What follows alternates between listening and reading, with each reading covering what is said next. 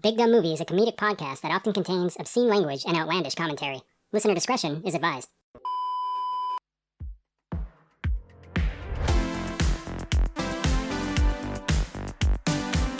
Hello and welcome to Big Dumb Movie, where we discuss movies of the big dumb variety. I'm your host, Corey, and we're here doing our Halloween season episode of the year. Of course, I'm joined with Steve. Hello, I'm Steve. And Alan. Hello. Thank you guys for being here for this very special seasonal episode of Big Dumb Movie. I've been looking forward to this particular episode for a very long time. So, thank you guys again for being here. You guys, I was introduced to this movie through a video game. There's a Frankenweenie video game? Yes, there is. Oh my god, I had no idea. I love that little dog. But aside from that, there's a Mary Shelley's Frankenstein Sega CD game. So I'm going to take you guys back to the 90s a little bit. You two know this very well, but our listeners may not remember. There used to be a fucking video game adaptation of like every major movie, particularly action movies. But there was a time when there was two horror movies that came out. This one, Mary Shelley's Frankenstein, and Bram Stoker's Dracula. Both came out near each other. I'm sure we'll talk about that later. Yes. But they both got Sega CD games. And I had both of them, actually. And I'm going to talk about them in a minute. But before I go on for too long, I'm going to toss the conversation over to you, Steve, because I kind of want to get like your opinions on some of your maybe favorite or just memorable video games that were based on movies from that time, preferably like 90s stuff. But if you have something from another generation, that's fine. No, I mean, mine would well be from like very late 80s or through the 90s. I realized thinking about this, and I won't go on about it for too much, but there's a ton of these. Like Wikipedia's got a whole page in sections with video game adaptations from films. There's more of them that I could go through. I'm sure there are dozens that I'm not thinking of. It occurred to me, for example, that there's like a bunch of Disney ones. Like there was an Aladdin and Lion King games that I didn't play much but were super popular. The Lion King game, first of all, Super hard. Yeah. Legendary for its difficulty. Yeah. I just can't wait to be king level is basically impossible. So I'm sure there are ones I'll forget to remember, but there was a RoboCop. Well, they did different versions of a RoboCop game, and there was one for the Game Boy that I really loved. There were also variations of that for other consoles. There was a Ghostbusters game that came out for the computer. I played on my Mac as a kid. It was really fun. It was really basic. You just drove the ambulance around to different buildings and then captured ghosts, but I loved it. Sunsoft, the publishing company Sunsoft, did... It's really weird. We were talking about this a few minutes ago before we started. They did Batman, the video game, based on the 89 Burton movie for the NES. And the NES version is the NES version. And then they did a different version of the same game that they just called Batman, that they published for the Genesis and the Game Boy and a system called the PC Engine, which was made by NEC, and that's a whole separate conversation. But I played the Batman, the NES version, to no end. The purple suit Batman. Yeah, exactly. You know? That game is pretty famous because it's like great. Yeah. And it's very Ninja Gaiden. Right. In its gameplay. And I'd forgotten in my old age how short it was. When I looked it up again, it turns out it's only got like 5 or 6 levels. I'd completely forgotten that. Oh, shit. Yeah, I don't think I've played it since like 1994, but there was also a Batman Returns for the SNES. That one I actually really liked. The graphics in that game were surprisingly really good for an SNES game. Yeah, dude, that Batman Returns game is also great. Yeah. You know, if you go back to some of the games from SNES and Genesis, the ones that had a lot of effort put into them, they could look pretty amazing. They really could, and it's a whole separate convo. I won't go too deep, but the NES, they got really clever. They figured out how to integrate enhancement chips into some of the cartridges. Mm-hmm. The FX chip is the big famous one, but there were like 10 of them, and they could make it do all kinds of stuff like 3D rotating sprites and scrolling levels. It got really cool. But yeah, those were the big ones that came to mind for me. There have been a ton of video games over the years based on alien movies, and some of them were just deadpan garbage. I did sort of like the Alien vs. Predator game that was out in the 90s. There was a Jaguar version of it. I liked it at the time. I think in retrospect, it really wasn't really very good. But at the time, I was into it. Well, shout out to my boy Ryer, who was on this podcast on Weird Science and In the Army Now. One of my best friends growing up. I've talked about this before, but he was a insane Alien vs. Predator online player. Oh. So like kind of like in the early 2000s, they had the online PC version of Yeah, that. they had Yeah, that a was newer a separate updated game. one of But that. yeah, absolutely. It was a separate game, absolutely. But he was one of the highest ranked players in the world in that game. Oh, no shit. He was incredible. I would go to his house and I would just watch him play, and I would be in awe. They tried that concept out quite a lot before they made the movies. There were several different Dark Horse comics that were Alien versus Predator crossovers. They did a lot. I mean, staring at this poster on your wall that the listeners can't see, but they did a lot of that crossover stuff. There was a bunch featuring Terminator and RoboCop and Aliens and Predator, and they were constantly crossing them over with other characters. Well, Predator is crossover with everyone. Yeah. Like every... There's a Predator Batman. You remember that one? I like that series. There's a Predator versus Archie. Yeah, there's actually a Predator. That is crazy, Predator versus Archie. And there's a much more recent, I think early 2000s, Predator versus Wolverine from Marvel. But Okay, that seems more on par. That seems a better challenge than Archie. It does, but I think it was meant to be a tie-in to some of the movies, and I don't remember the comics actually being very good, which is too bad. But yeah. Yeah, that's the thing with those. A lot of times it's a better concept than it is in execution. Yeah, the Dark Horse stuff is like my absolute favorite, but I'm kind of in love with that company. I like almost everything they published. Well, on the topic of video games, Steve, you brought up some good examples. Yeah, I'm sure there's a ton of them that if I remember them, maybe you'll bring them up that like I'd be, oh my god, yeah, that was great. Die Hard? I like the Die Hard game. But you know what? We were texting about that. There was the Die Hard arcade game, but if it's the one I'm thinking of, it wasn't even really a Die Hard game. It was just a light gun shooter that was Die Hard themed. I still loved it, but it had almost nothing to do with the actual movie. No, you're thinking of a different game. This one, you could hit the buttons and punch and kick people. What's the console? The console one was Sega Saturn, and I think the original PlayStation. I think that's the one where there's like a barefoot meter, right? Where like think so. Your foot meter can, like your feet can get too hurt, and then like you die or something like. It's like a health bar of sorts. The one I'm thinking of definitely came out for the PlayStation and Saturn. I think it was called Die Hard Arcade. There is like a Die Hard game one. like Alan's talking about though, like different than the shooter. Yeah. But they made fun of that because that was the whole scene in the movie where he has flat feet. Yeah. Shout out, I have flat feet too. He's literally you. Yeah, I'm literally him. You're John McClane? Oh my god, I had no idea. Alan has been compared with McClane. Were you even born when the first one came out? What year was that? 88? I think it was 88. Yeah. All right, there you go. Same year.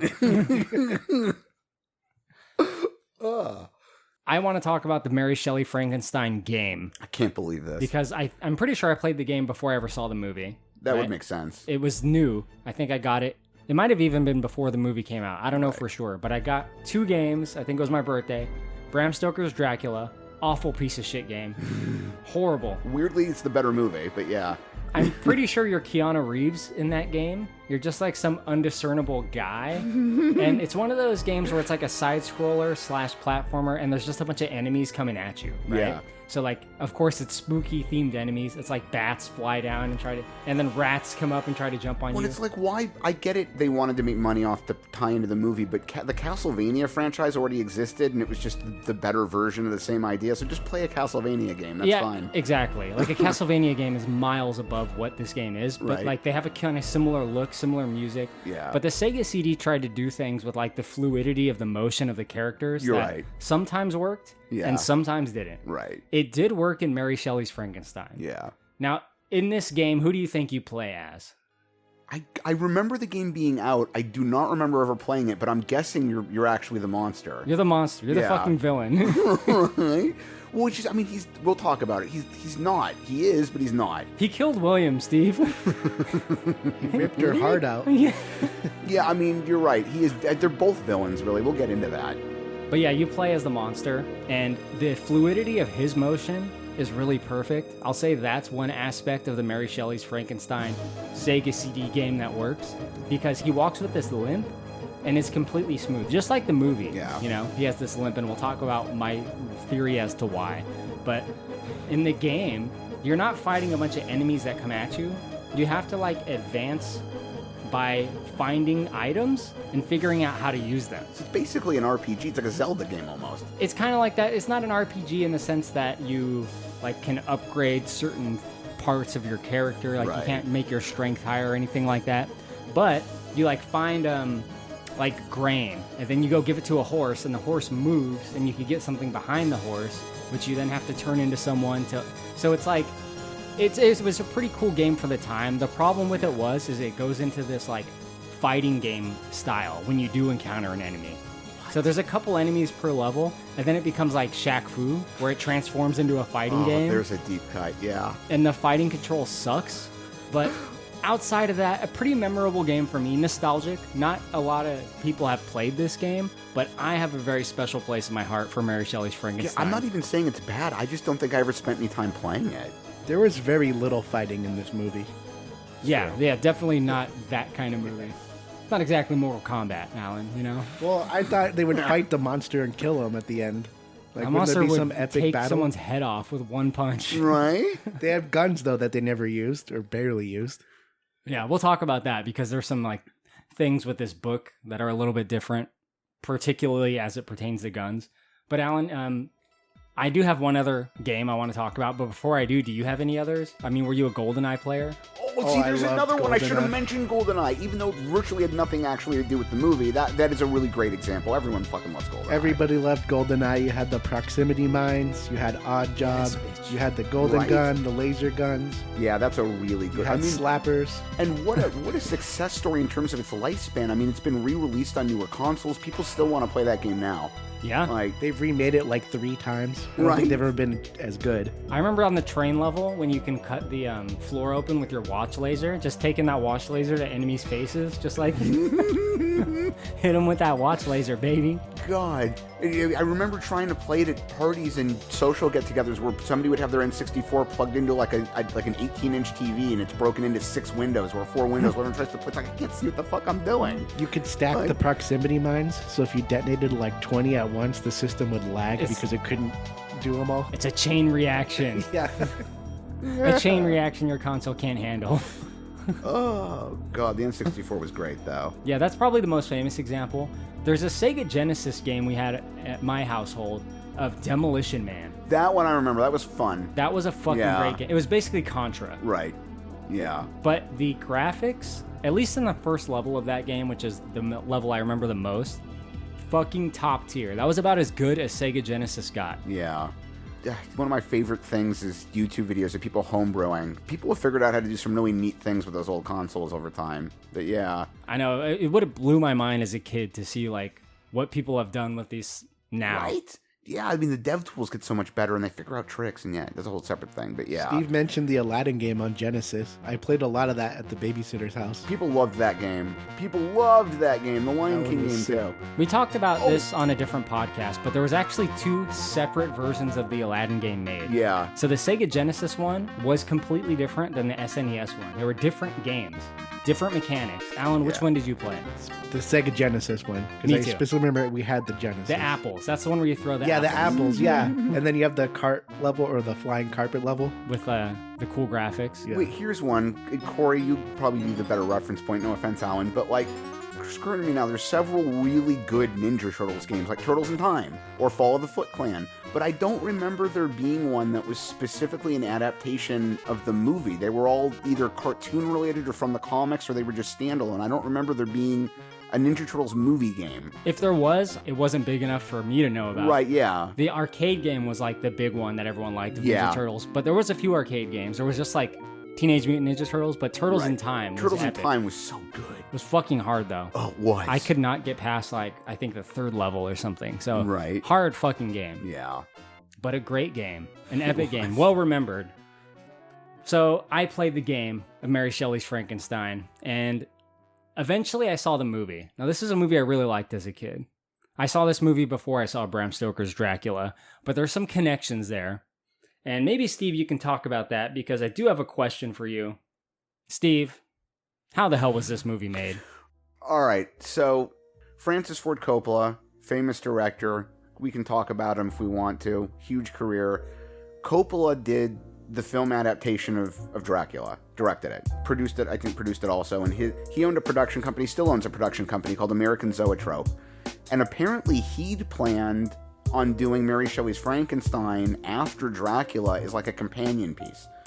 And I don't know whether he commissioned the script or this other dude wrote it on his own and sold it, but a writer named Steph Lady, it really is spelled L-A-D-Y, and this guy's got almost no resume. If you look him up, there's nothing else on his resume I even thought was worth mentioning. There's like 4 other items on it.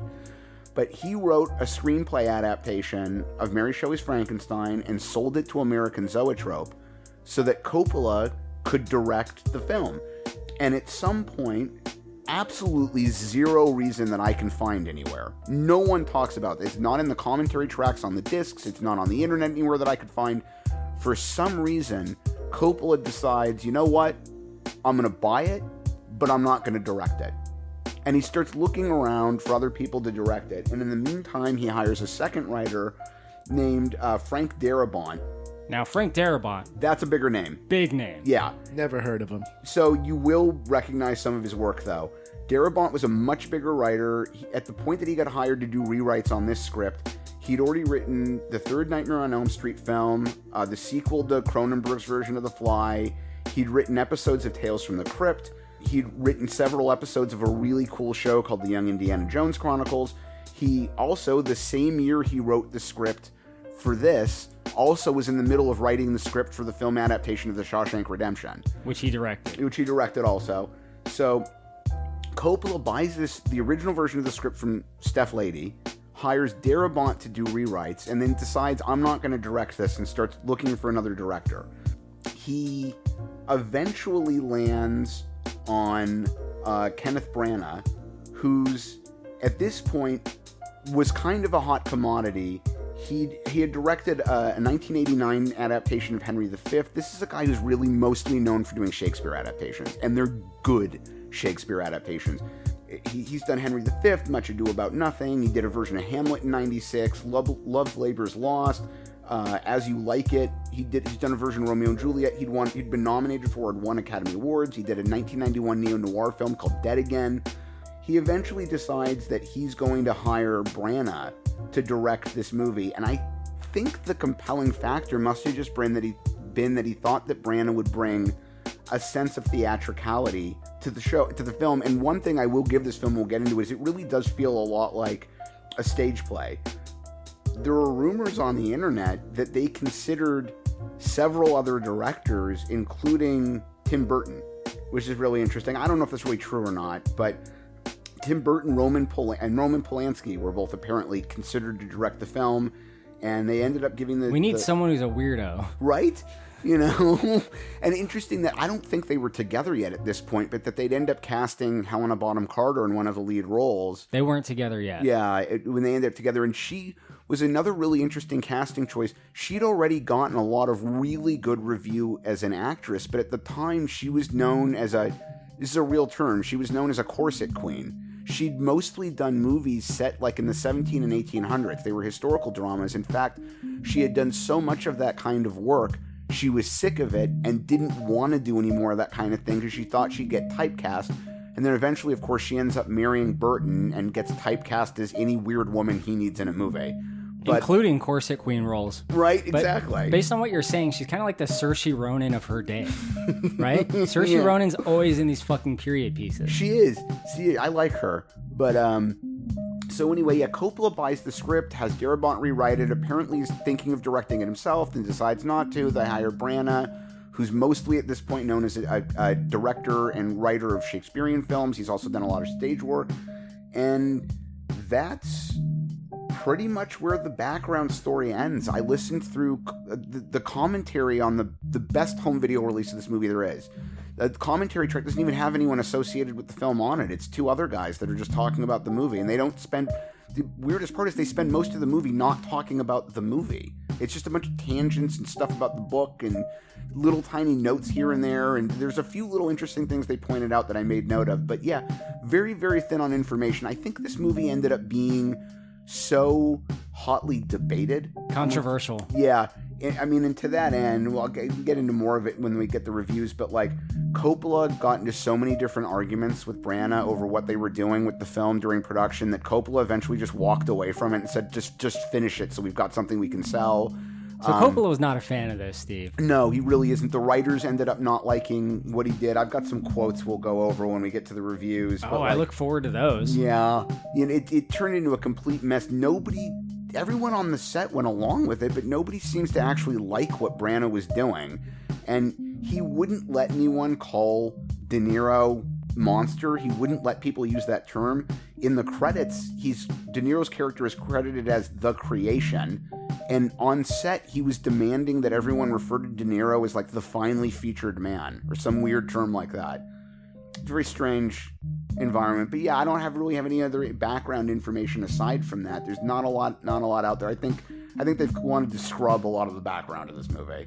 Do we know why they picked De Niro, who's not 8 feet tall or physically intimidating at all? Right? Who should it have been? Yao Ming? Get Yao in Could there? have been Shaq. Oh God! Well, a sign of quality. Along those in any lines, movie. I did dig this up, and again, take it with a grain of salt because I can't substantiate how true this is, but you're going to freak out when you hear this.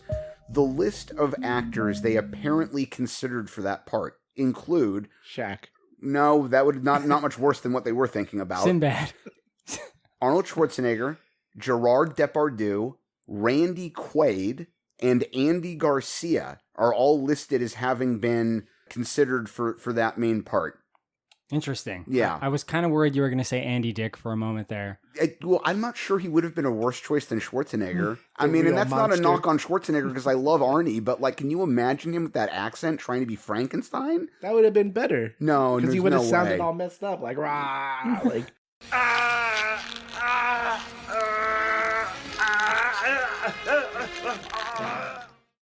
De Niro actually put a lot of effort into that part. Apparently, De Niro spent a bunch of time in pre-production working with speech therapists and stroke victims because he wanted to pattern the way he was speaking off of somebody who had brain damage.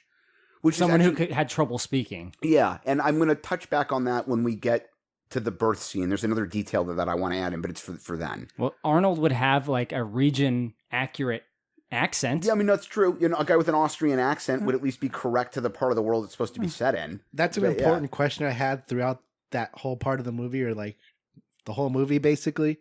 Is he supposed to be able to talk or learn? I thought Frankenstein was basically just like lobotomized. We'll get into it. Yeah. We'll come back to that when we're talking about the thing I want to say. I think this is a good point for me to jump in and say, obviously, this movie is based on a book. That's why one of the titles for this movie is Mary Shelley's Frankenstein, as opposed to just Frankenstein. But I think later they did just change the official title to Frankenstein. Yeah, Is that right, Steve? I think you're right about that. They did market it originally as Mary Shelley's, which is frankly a mistake in any case, because this is not Mary Shelley's Frankenstein. This is Kenneth Branagh, Steph Lady, and Frank Darabont's version of Frankenstein. However, I will say this, Steve, and you can challenge me on this if you feel like you can, Right. but this is the most book-accurate adaptation of Frankenstein that there is. I mean, I guess I would agree with you in the sense that every other version went so much farther left field in certain ways. Like the Boris Karloff version is nothing like the book. At the same time, and we'll get into it when we get to some of these scenes, there's stuff that they added in, there's roles that they expanded on. There are parts of this movie that aren't in the book at all. Like, it's very interesting. But this movie is based on the book. That's why it got the title. So again, closest adaptation we have, at least up to this point. I don't know of any others that are closer. We have Mary Shelley's Frankenstein. Now this book, I found out it's called Frankenstein or the Modern Prometheus. Yeah. That's actually the name of the book. Frankenstein, or comma, the Modern Prometheus. Just a little kind of a fun fact, I guess, because I don't think that a lot of people know that. No, another thing I was reminded of researching a little bit is that when they first published it in 1818, they did not put her name on the original run of books because they didn't think anyone would want to buy it written by a woman. A woman writing books? Right. And apparently because she was married to Percy, people in the literary world knew where it had come from. They knew that she'd written it, but the general public had no idea. According to what I found, her name didn't actually get added until 5 years later when they did a second publication run in 1823. They had to gotcha the audience. They'd be like, surprise, it's a woman that wrote this. Right? They like slam the book down on the ground. Fuck this piece of shit, woke fucking literature. Like something written by a woman. Who's letting this vagina write books? Letting this vagina. So this was obviously fiction, but did she base it off something she saw, or like did she just make all this up? She made it up. It was a writing contest. It was her. She made all of it up. Her husband was a poet, and they were on vacation with a friend of theirs, her husband's really, but he was friendly with both of them. And they got, was it Corey? They got caught there because there was like a volcanic eruption or something, and they couldn't. they couldn't leave when they were supposed to, weather or some kind of weird event, and they made a contest to see who could write the scariest story. And she came up with this. It was all out of her head. It's kind of a trip to think about, right? So they were like caught in a storm. So they were like stuck indoors. That's what it was, a storm. They were with a famous poet named Lord Byron. Yeah. So he was present, and they all said to pass the time, they don't have any cards, I guess, or like certainly don't have a TV. Right. So to pass the time, let's all write like stories, and we'll see like whose is the best. So Mary Shelley, that's where like the initial Mary Shelley's Frankenstein came from, like her story. It wasn't fully fleshed out at that time, but the concepts were written, and then she fleshed it out.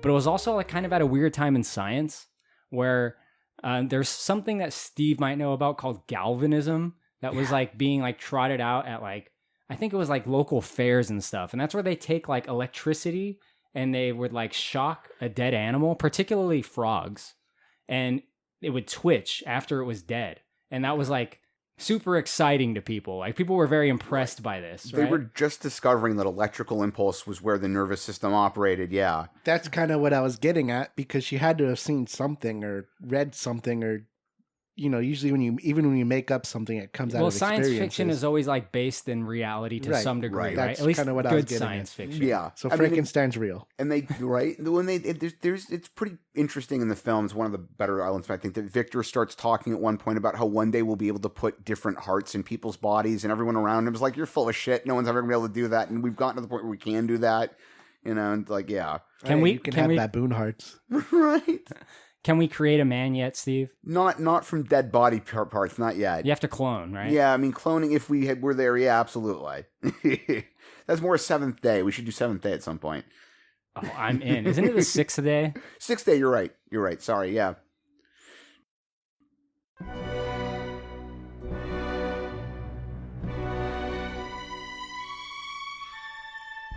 So guys, let's get into this movie. Mary Shelley's Frankenstein, 1994. That's what I'm calling it.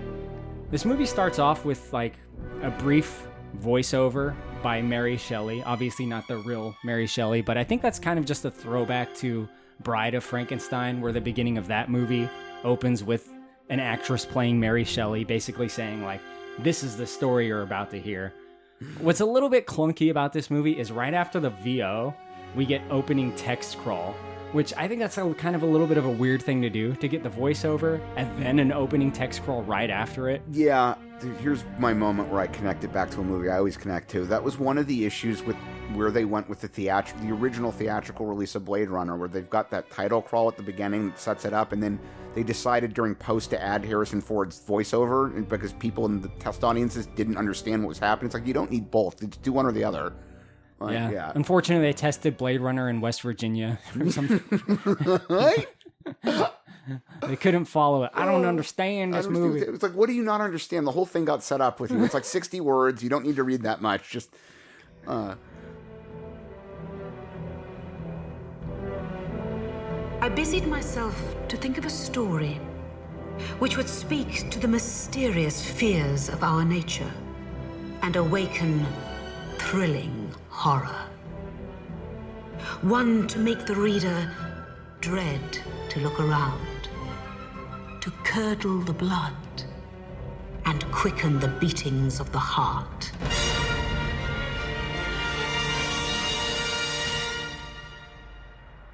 But the opening text of this movie just basically like kind of sets the stage of where we are, right? It says it's in the late 1700s, so this is a period piece. This is like pre-Victorian era. And we open with a man named Robert Walton, and he's on a ship, and this guy's like an explorer of sorts. He has a very specific quest in mind. He's looking to find like a passage to the North Pole so he can be like kind of like, I guess, one of the great discoverers or explorers. But he's on a very perilous journey here. You know, things aren't going very well. Yeah. You can see that the crew's unhappy. Ice is crashing all around them. they get stuck in the ice. It turns into Titanic. It does. They hit the iceberg. They say iceberg, right? James Cameron saw this movie and said, "Oh." James Cameron was not aware of Frankenstein until he'd seen this film. Yeah. But they do get stuck in ice, right? The whole ship is kind of like stopped, right? And the storm has calmed down. And Alan, I'm going to toss it to you. Robert Walton is kind of the captain of the ship, but like He hears some mysterious noises and he sees a mysterious figure. What kind of happens there? Oh, okay. So you see someone in the far distance kind of emerge from the storm. It's like kind of like stormy and white, like the haze. And I thought it was Frankenstein because you're supposed to think it's the monster because it's making a weird noise. And then you find out it's just a normal person. It's like another dude. We proceed north as planned. At the cost of how many more lives? As many as it takes.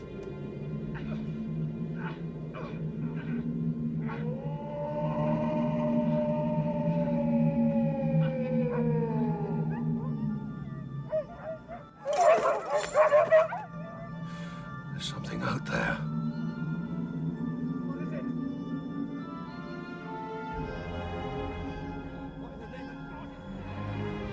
What the hell is that?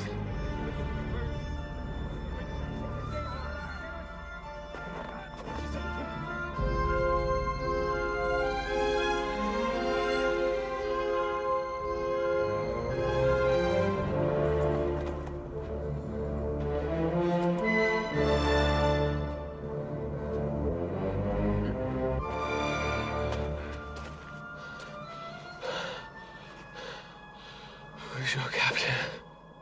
I am. Who the devil are you? I haven't got time to talk. You bring your men and your weapons and follow me. Now! Stay where you are! I give the orders here.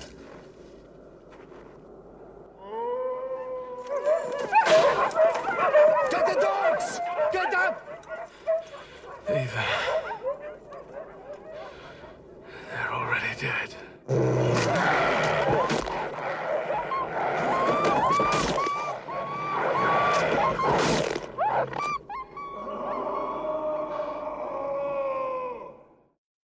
It's Victor Frankenstein. And I want to talk about Victor, but for a moment, I just really quickly want to mention the ship's captain's played by a guy named Aidan Quinn. Aidan Quinn of 90s fame. 90s fame.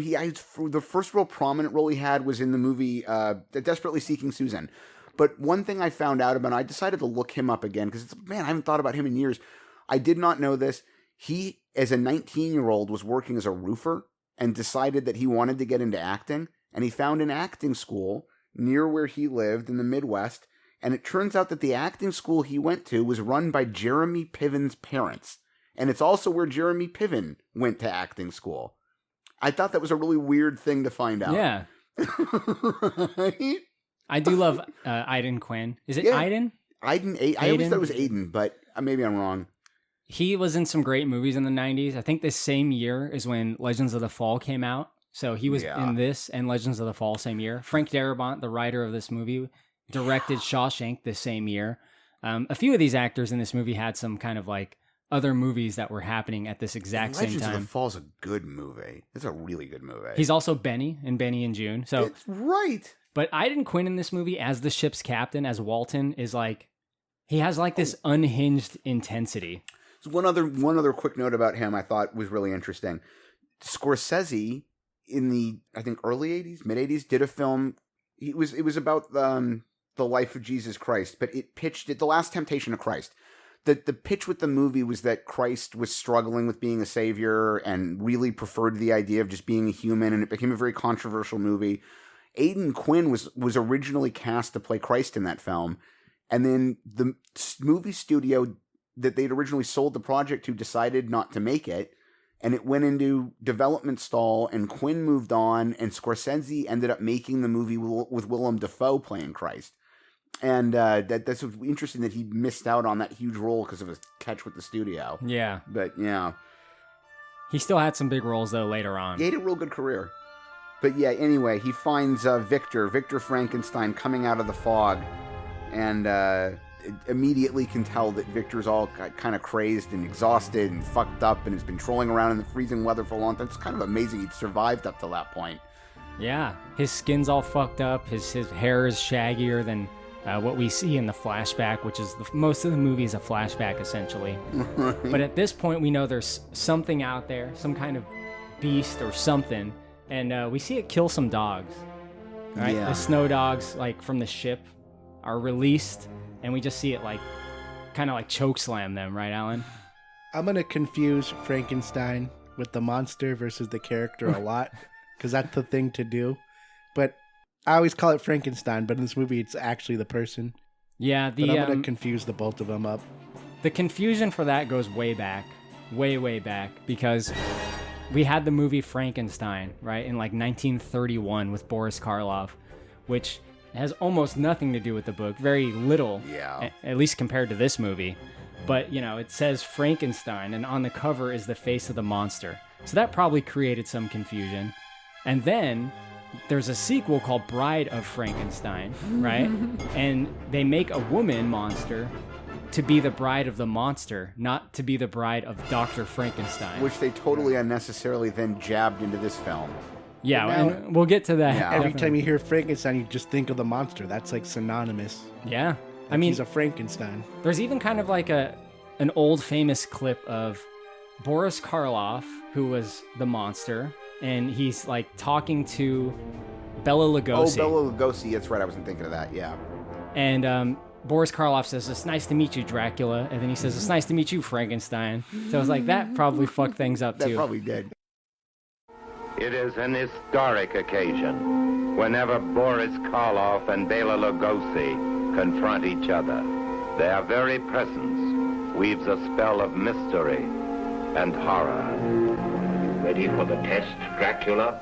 I'm ready, Frankenstein. Then let us begin. The titling of all those movies, there was like, I don't know, a dozen movies after 1931 about the monster. They all have Frankenstein in the name. Frankenstein's not in all of them. So anyway, confusion it's goes way confusion.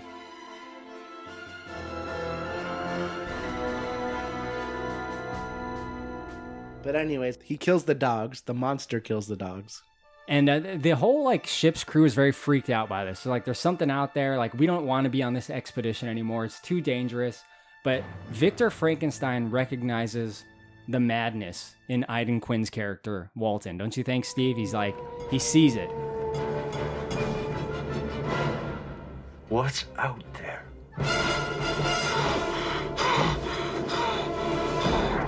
Listen to me. I have spent 6 years planning this, my entire fortune. I will not be stopped by you or some phantom. Do you share my madness? No, not madness. What then? There's a passage to the North Pole, and I will find it. At the cost of your own life, the lives of your crew. Lives come and go. If we succeed, our names will live on forever. I will be hailed as the benefactor of our species. You're wrong. I, of all men, know that. Who are you? My name is Victor Frankenstein.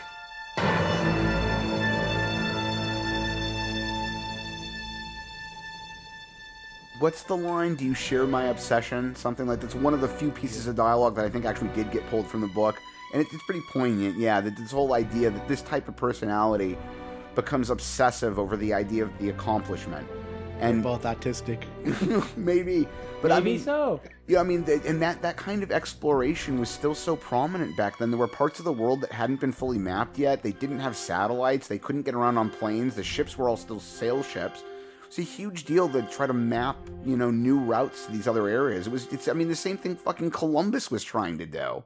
But yeah, it's a very obsessive type of thing. So when these two are talking to each other, what happens is Victor Frankenstein kind of tells Walton his story. Like, how did he end up out here? What's he doing out here? And more importantly, what is out there in the ice? Because they know there's something, right? They hear these like kind of scary, dreadful howls coming from what sounds like a fucking beast. Grunts too. It's just like this like grunting noise almost. Like a grunt howl. Growl. Yeah. A growl. Shit, did I just put that together? You just portmanteaued a whole new version of an existing word. Well, it was like that. It was just a weird noise. A noise no human could make. So we go back to kind of the flashback, which is like a lot of this movie, where you get to see Victor's story. Now, it's important to note that this book is a series of letters that are written from the captain. Yeah. And I'm going to get more into that at a certain point in the movie story, because there's something I want to say that's just kind of trippy. But everything that's happening in the book side of things is the captain of this ship writing about what he encountered. I found this guy, and this is the story he told me. And he's writing a letter to his sister. So the story, Steve, we go back, we get to see young Frankenstein, although not the Mel Brooks version. It's my favorite version. Yeah, so we get to meet little Victor, who's just kind of this cute little kid, and he's having fun with his family, and you sort of establish that they're wealthy, and his father's a physician, which really was a whole doctor. The term doctor or physician was like a whole different thing back then. I mean, it was similar in concept, but like the medical school was different. A lot of it was still very theoretical. I think it was just like someone willing to cut you open. Yeah, exactly. It's a lot of it. That was what it was. Put a damp cloth on your forehead. Right? they were still doing things that were based on really old ideas, like the 200-300-year-old ideas from medical books from like the Renaissance. It's a very weird thing. But yeah. Cocaine. Right? It's just kind of to establish this, cocaine medicine sounds great. But yeah, to establish the background, it's really almost pointless, frankly, because a lot of what you pick up in that scene that you just establish by seeing the rest of the film, that they're wealthy, that the father's a doctor. The only real purpose in it is to introduce Elizabeth, which is something they do a lot differently here than in the book. In the book, to my memory, and you've read it a lot more recently, but Victor's mother just finds her playing around outside like their vacation home and decides to take her in. Where in this one, Victor's father brings her into has the servants bring her in for some weird reason, and then introduces her as, here's this little girl whose parents are dead from scarlet fever and we're adopting her. And it's like, well, why? Why her? There's, at this point in time, that kind of virulent disease was killing thousands and thousands of people. Why this one little girl? There's got to be thousands of orphan children anywhere near where you're living. Well, the book spends a lot of time on a lot of backstory, and it's a little bit different than what you said. The Frankenstein family, they kind of go out and they do charity work for like people that aren't well off. But they find this family who adopted this girl whose parents went missing. They're presumed dead. And this family fell on hard times and is really struggling now. So they took on this girl that they adopted. So the Frankenstein family says, we'll take her for you, because that family can't really support her. They do help the family. It's kind of like one of the things they do. They're very benevolent, the Frankenstein family. They kind of like go and help the poor a lot. So they take on Elizabeth, who is it's something we'll talk about more later. She's but got almost no real part to my memory in the book. Appears very, very little. They made her a way bigger character. Not as much as in the movie. I mean, the screenwriters, Darabont especially, has said that he definitely beefed her when they sent the original draft. This may be part of why they had him do the rewrites. When they sent the original draft of the script to Helena Bonham Carter, she actually said, "There's so little of me in this, I don't want to do it. I'm not interested." They made the part bigger to attract her. But yeah, I felt like she was unnecessary to the story. She largely is, really. Okay, we'll get into that. Except maybe towards the end. Yeah, because there's some stuff for the end. And then that end's not in the book at all. It's not in the book. But like the first two halves, it's like, why does she need to be here? Just to set up that made-up ending. You're right. This weird, semi-incestuous relationship. Yeah, I don't really need that. I understand they're not blood related, but they're still basically weird. Siblings. Yeah, it's like if they made a modern version of this, Victor would be in his bedroom watching step-sibling porn on his computer. Like I don't need that story element. Thank you. Yeah, it was just a weird thing to put in there. I didn't like it. It's kind of funny because it shows them a little bit older, right? And Victor essentially proposes to her, but they have like a very flirtatious They've moment. definitely already been banging. There's no way they weren't.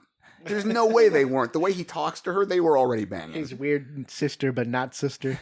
My sister wife, like literally. Yeah. Like it's weird.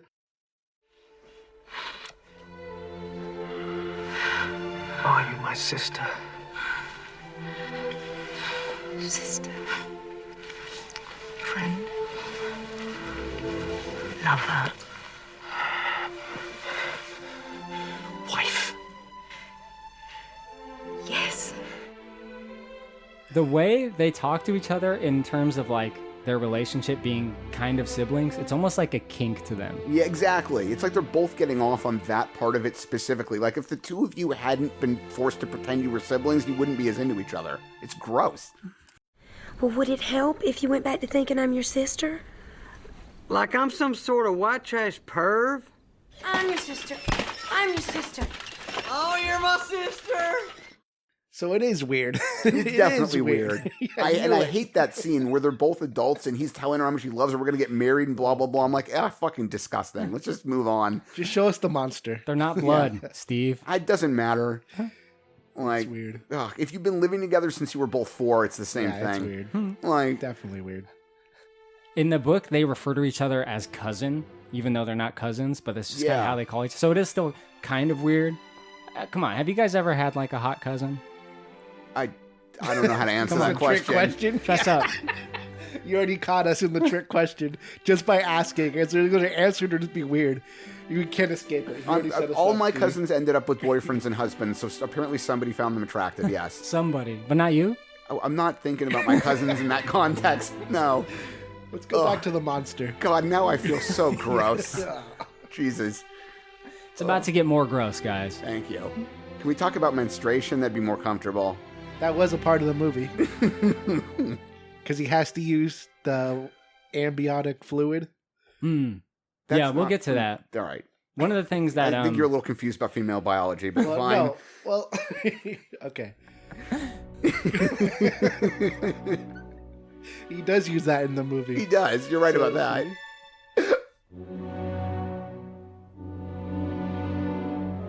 I think one of the motivating factors for Victor early on in like his early life before he goes to college is his mom dies. And in the movie, his mom dies in childbirth. Can we talk about that? I'll let you go, but can we talk about that? The scene itself where she's like giving birth and she's not going to make it is like pretty brutal, right? Because you have Ian Holm in there all like covered in blood. Right. He's the father Frankenstein. By the time they get to that, though, Victor is on the border of going to college. Mm-hmm. This is the late 17 or early 1800s. Women die in childbirth in their 20s. He's already in his 20s. His mother would have to be in her 50s by then. She's still having kids?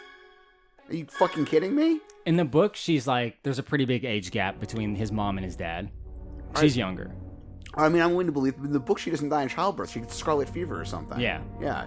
But that just seemed real weird to me. It seems like, I don't mean it to be insulting or misogynistic or whatever, but it's just like, it seems like at that point she'd be past the point. It seems like Victor's father would be past the point of having kids, although I guess 80-year-olds have kids with younger wives sometimes. Celebrities. Al Pacino. In fact, De Niro, I'm pretty sure, has done it, so there you go. Someone from this movie did it. Yeah. De Niro, Mick Jagger, most of the, you're right, you know what, you're right, Alan. Most of those dudes have kids that are like 65 years younger than them. It just seems so weird. You want to still be having kids at that age? You're going to be dead before your kid graduates high school. Right? I mean, God, I've known women who were nervous they were having kids in their early 40s. It just seems, yeah. Oh, Mother. You should never have died. No one need ever die.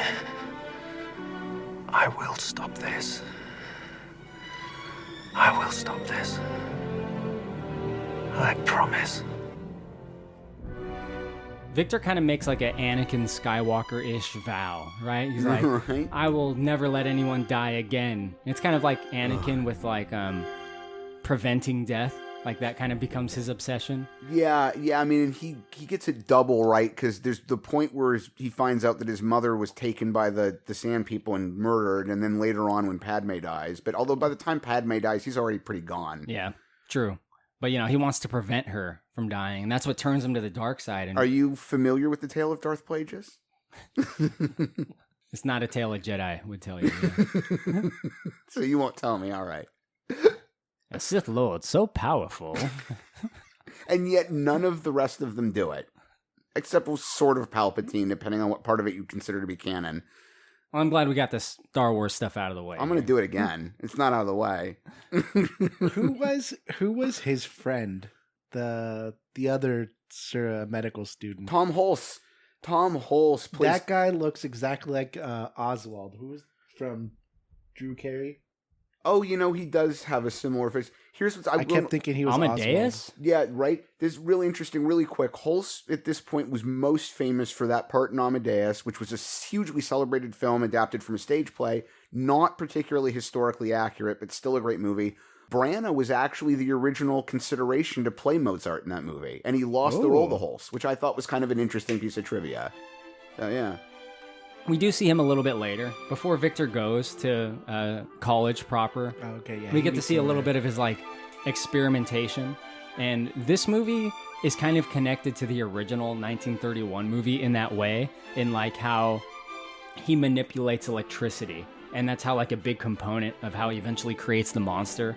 That's something that's not really present in the book at all, but it was relevant to the time in which the book was written. So it's kind of a good inclusion, I think, like how he manipulates electricity. He also the electric eels. We didn't mention really quick that Victor's father, the other physician, is played by Ian Holm, known for a huge number of roles, including playing Ash, the science officer / android in the original Alien, whose face was recreated digitally for the most recent Alien movie, Romulus. Postmortem. And Holm and De Niro were also the co-stars, although Holm more than De Niro, in a Terry Gilliam movie called Brazil, which is one of my favorite movies of all time. It's a fantastic Isn't that movie film. super messed up? Yes, but in a good way. It's sort of about what the world may turn into. Like it's like corporate dystopia. Oh, okay. Yeah. But Ian Holm within the next few years did The Fifth Element, and then later became very widely known as Bilbo, right? Bilbo Baggins in the Lord of the Rings movies. Yeah, did a few of those. Didn't he pass away not too long ago? Yeah, like in 2017, I think. It was in 2020. 2020, you're right. He was in Naked Lunch, Night Falls and Manhattan, several Lord of the Rings movies. He was also in Branagh's version of Henry V, so they'd worked together before already. And he did Hamlet, but he did Mel Gibson's Hamlet in 1990 and not Branagh's version in 96. So, yeah. Been there, done that. By the time Branagh's come out, he's like, yeah, I've done it, man. Branagh's version was so much better. Oh, my God. This in between? Basically, yeah. I mean, he did some other stuff also, but yeah. Between that period, he does this. Yeah.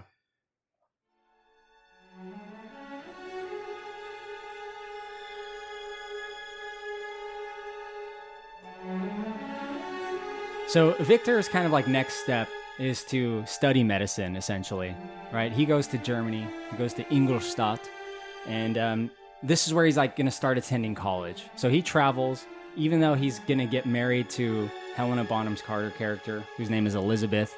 His sister. Who's kind of his sister, but not really his sister, adopted sister.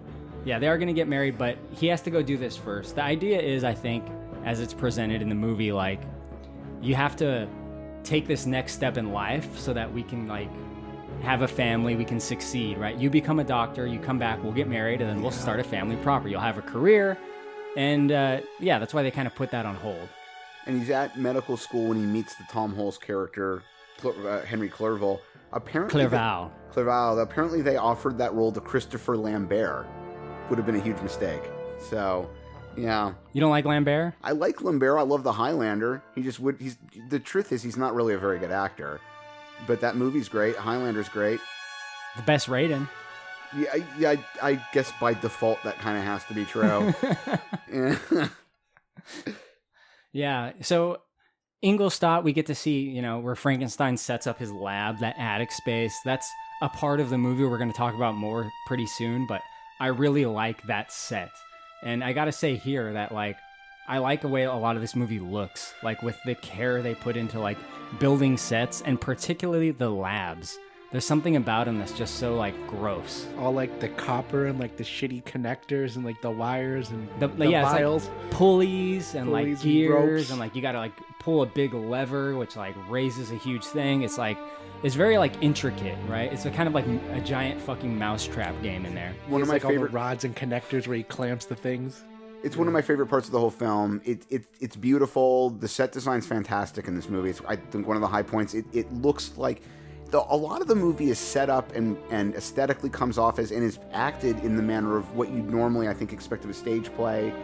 The interiors that they set up were specifically inspired by Rococo era paintings by an artist named Fragonard, I think, something like that. But yeah, they put a lot of effort into that. I think that's one of the few areas in this production where Branagh's history of working in the theater and doing film adaptations of theatrical productions really actually did pay off.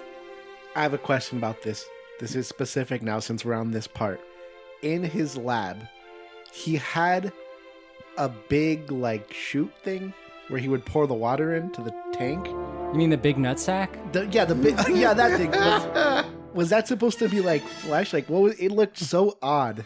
It didn't look it looked out of place to me. Yeah, that's one of the visual elements of his lab that I love. I don't know, Alan, the answer to your question, but that thing is one of the first things you see in the Sega CD game. Right when you spawn on level 1, you're right under that fucking thing.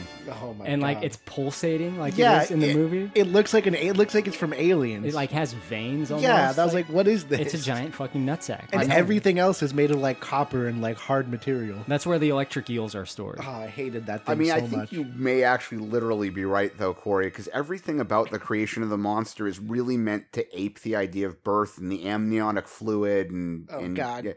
Yeah. And the eels are like the sperm.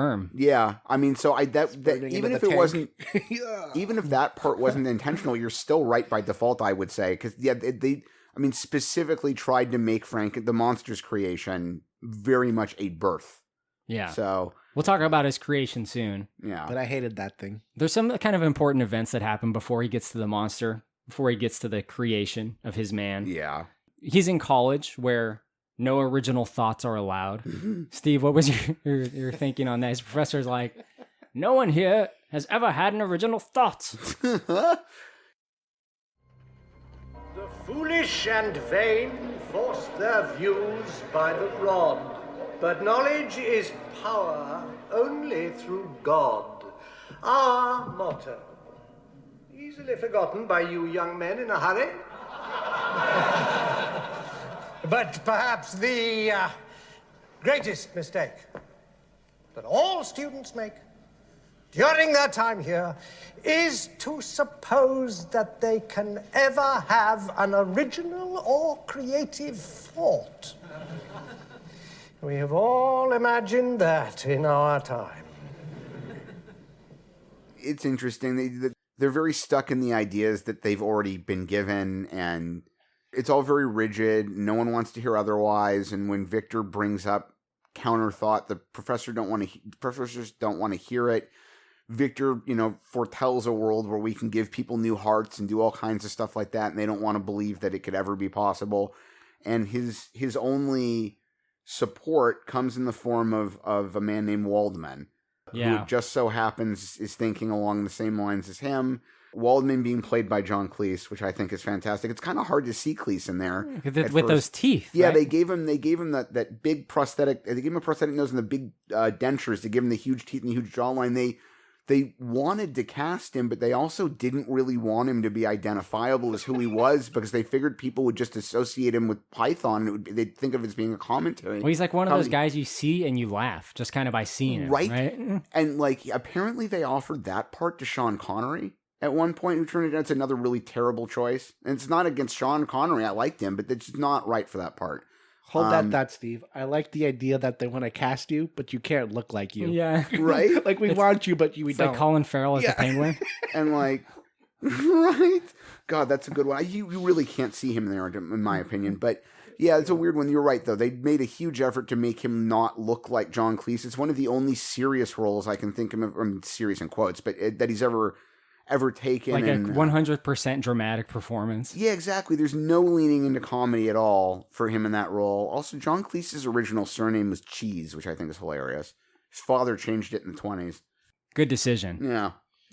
But yeah, there's kind of like two main professors we see. There's Crimp, who kind of Victor is at odds with. And then there's Waldman, not to be confused with Walton, the ship's captain.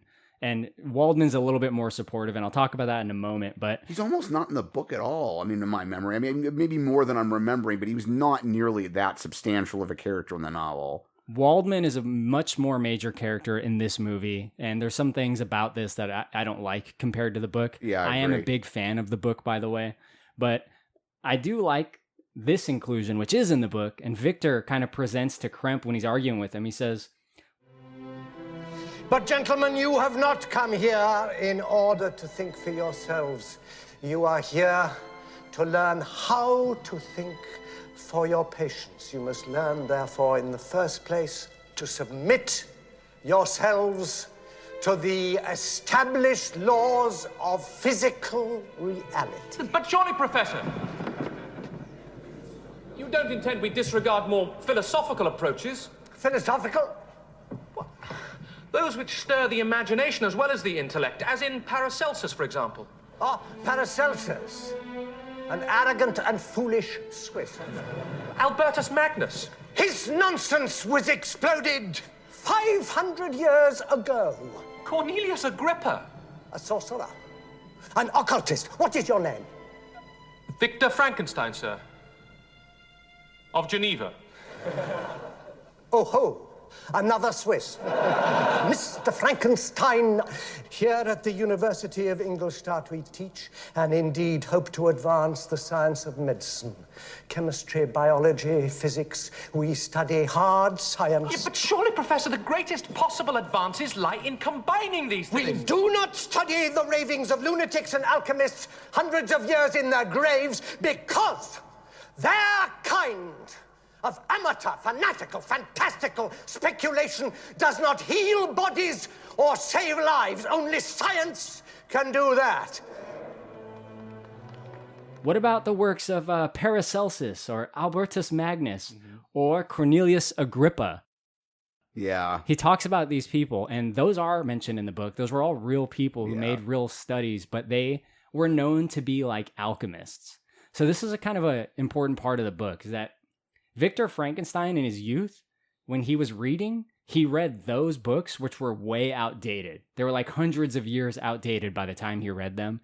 And they talk about how you can basically like integrate magic with science or healthcare. The Philosopher's Stone?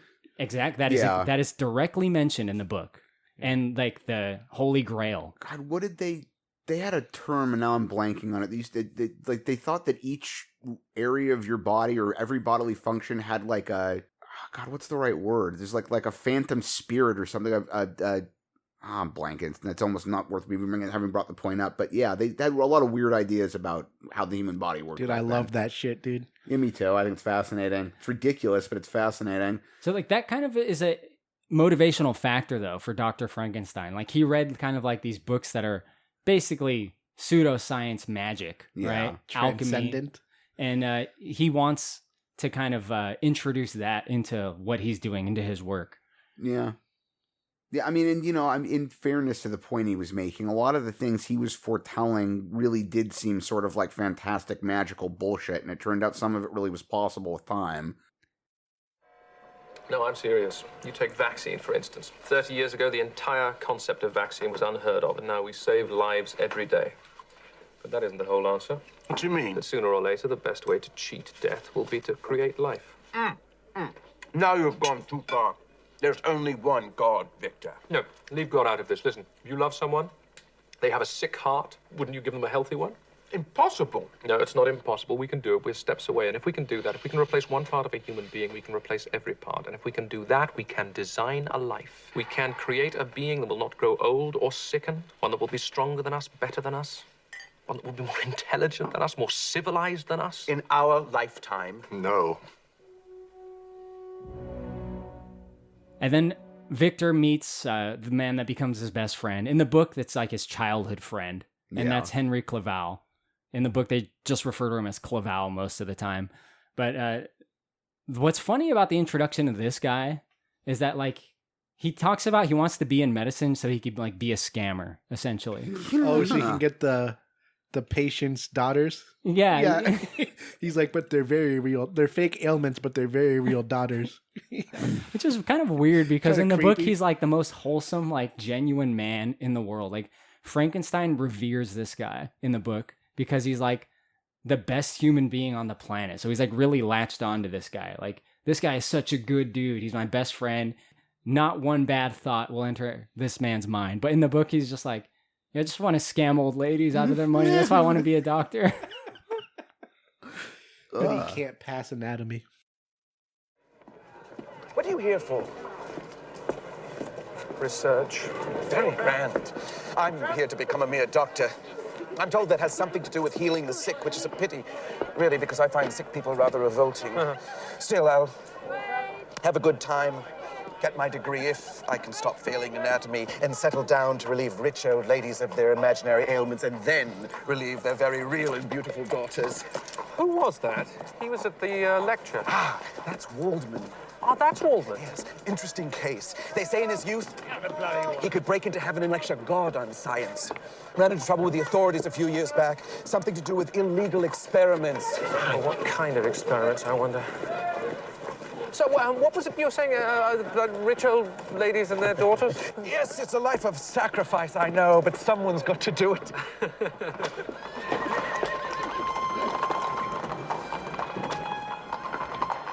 And then we see the mysterious Waldman, who Frankenstein kind of studies under. He takes classes under him. All the while, he's like writing back home to Elizabeth, kind of keeping in touch with his family. But he kind of continues to stir the pot in school. And at one point, he calls out Waldman. He's like, you know, members of your staff have tried these irregular practices. So what happens is Waldman kind of like jumps Frankenstein in the alley. Like he kind of like grabs him and like holds him against the wall and gets very physical with him. He's like, what the fuck are you on about? Right. And basically Frankenstein says, look, I want to know like the stuff that you study, like the stuff that is deemed illegal, because we know that Waldman got in trouble for some of his science. So Waldman kind of takes Victor Frankenstein under his wing. And there's a moment in Waldman's lab, Steve, which I think is kind of important to like what happens next. Yeah. Do you remember the moment in the lab? Are we talking about the monkey's arm? Monkey paw. Yes. Yeah, so he not exactly a monkey paw. Monkeys don't really have paws. Right? Well, monkey hand. Yeah. He takes Victor and Henry back to his lab to show them some of what he's done. And it's nothing about this scene really makes any sense to me from the perspective that... Well, none of it's in the book. No, which you're right about. And Waldman's death in the manner that's portrayed in the movie isn't in the book either. Correct. But he has clearly come to the realization, long before meeting Victor, that this was a terrible avenue of research, that nothing good is to come of it, and that even if you're successful, what you're going to end up with is a monstrosity, and that it just shouldn't be done. So why is he still maintaining the lab full of this research, and why would he ever agree to show it to anyone else? He knows it's going to end badly because it ended badly for him. So anyway, even despite all of that, for some strange reason, he takes these two strangers back to the lab, which is still full of relevant research to something he knows is horrible, and shows them you can use electricity to stimulate stuff and blah, blah, blah. And then he revives, sort of, in quotes, revives a monkey's arm with a hand at the end of it. When Henry tries to interact with the hand, he gets his hand crushed. It reminds me a lot of that scene in the first RoboCop where Bob Morton gets his hand crushed by Robo. You could crush every bone in your hand. And then does. But yeah, you know, and then it's sort of the basis for like electricity can stimulate this reaction.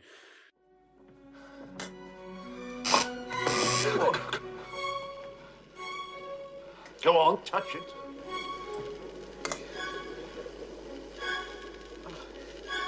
Feels warm. It is, yeah. Yes. How do you do? Shut it off! God, it's not working. Touch the arm, Henry. It's simply a matter of reducing the polarity between your body and the arm. A monkey's arm is basically the same as a human being. Your arm is this strong! No, this must work!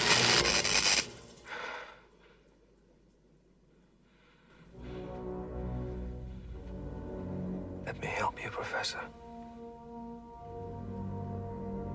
You shall, of course, tell no one. They wouldn't believe you anyway. Waldman has some interesting ideas because he like kind of combines Eastern medicine with modern science. That's right. He shows them acupuncture, and there's some like elements of galvanism, which again was like very time specific to when this book was written.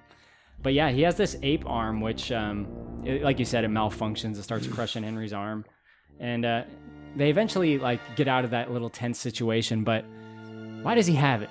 What do you think he does with it, Alan? Think it jerks him off? Well, now I do. Right? Right now I do. Now I thought that. I thought he just had a monkey arm. It's like, yeah, I mean, why is he keeping it around? He has another in the next room is like the monkey vagina. Oh, Jesus. Don't go in that room. That one's only mine. Yeah. The genitals are just for me. Sorry. It doesn't work. Don't try it. It doesn't work on anyone else.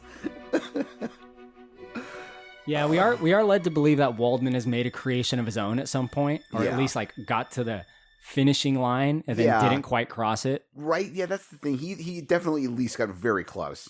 I took it that he only got up to the arm, like he was just trying. I don't think he got close. No, there was definitely way more. I think he just more figured out than and that. he got to the arm. I think there's implications of more. 100% I think he went there is. further than that. Yeah. Because he goes as far as to basically tell Victor at one point that, like, I got pretty much there and realized it was not going to be good. I can't remember the term he used, but he really does say something like monstrosity or offense to God. Like, he understands that what they were creating was going to be terrible. But then, like you said, Stevie still tells them how to do it and shows them. Yeah, that's the thing. You still have a lab full of all the equipment. You're keeping your notebooks. You're showing other people how to do it. The fuck is wrong with Shouldn't you? you, like, burn it all? Yeah, right. That's the thing. Torch that whole lab. Yeah. Or, like, burn it. Yeah. It resulted in abomination. Yeah, there you go. That's what it was. He says abomination. Yeah, well, he does have a secret notebook too, right? Which really tells like I think the key points of how to like get to the finish line in this project. Yeah, he doesn't want to show Victor the secret notebook, right? Which I mean, that's why I think we agree. That's why I think he pretty much got all the way there. It's clear from the notebook he got at least like at that point. But yeah. So Victor does kind of start working closely with Waldman to some capacity. Like you said, Steve, there are some holes with the logic of that, right? Because obviously he doesn't want Victor to do this. Victor clearly wants to do this, but he takes never do this thing I'm showing you how to do. Right? Oh, you should never do this. Guys, like, don't do this. You look someone in the eye and tell them never do this while you're shooting up. Yeah.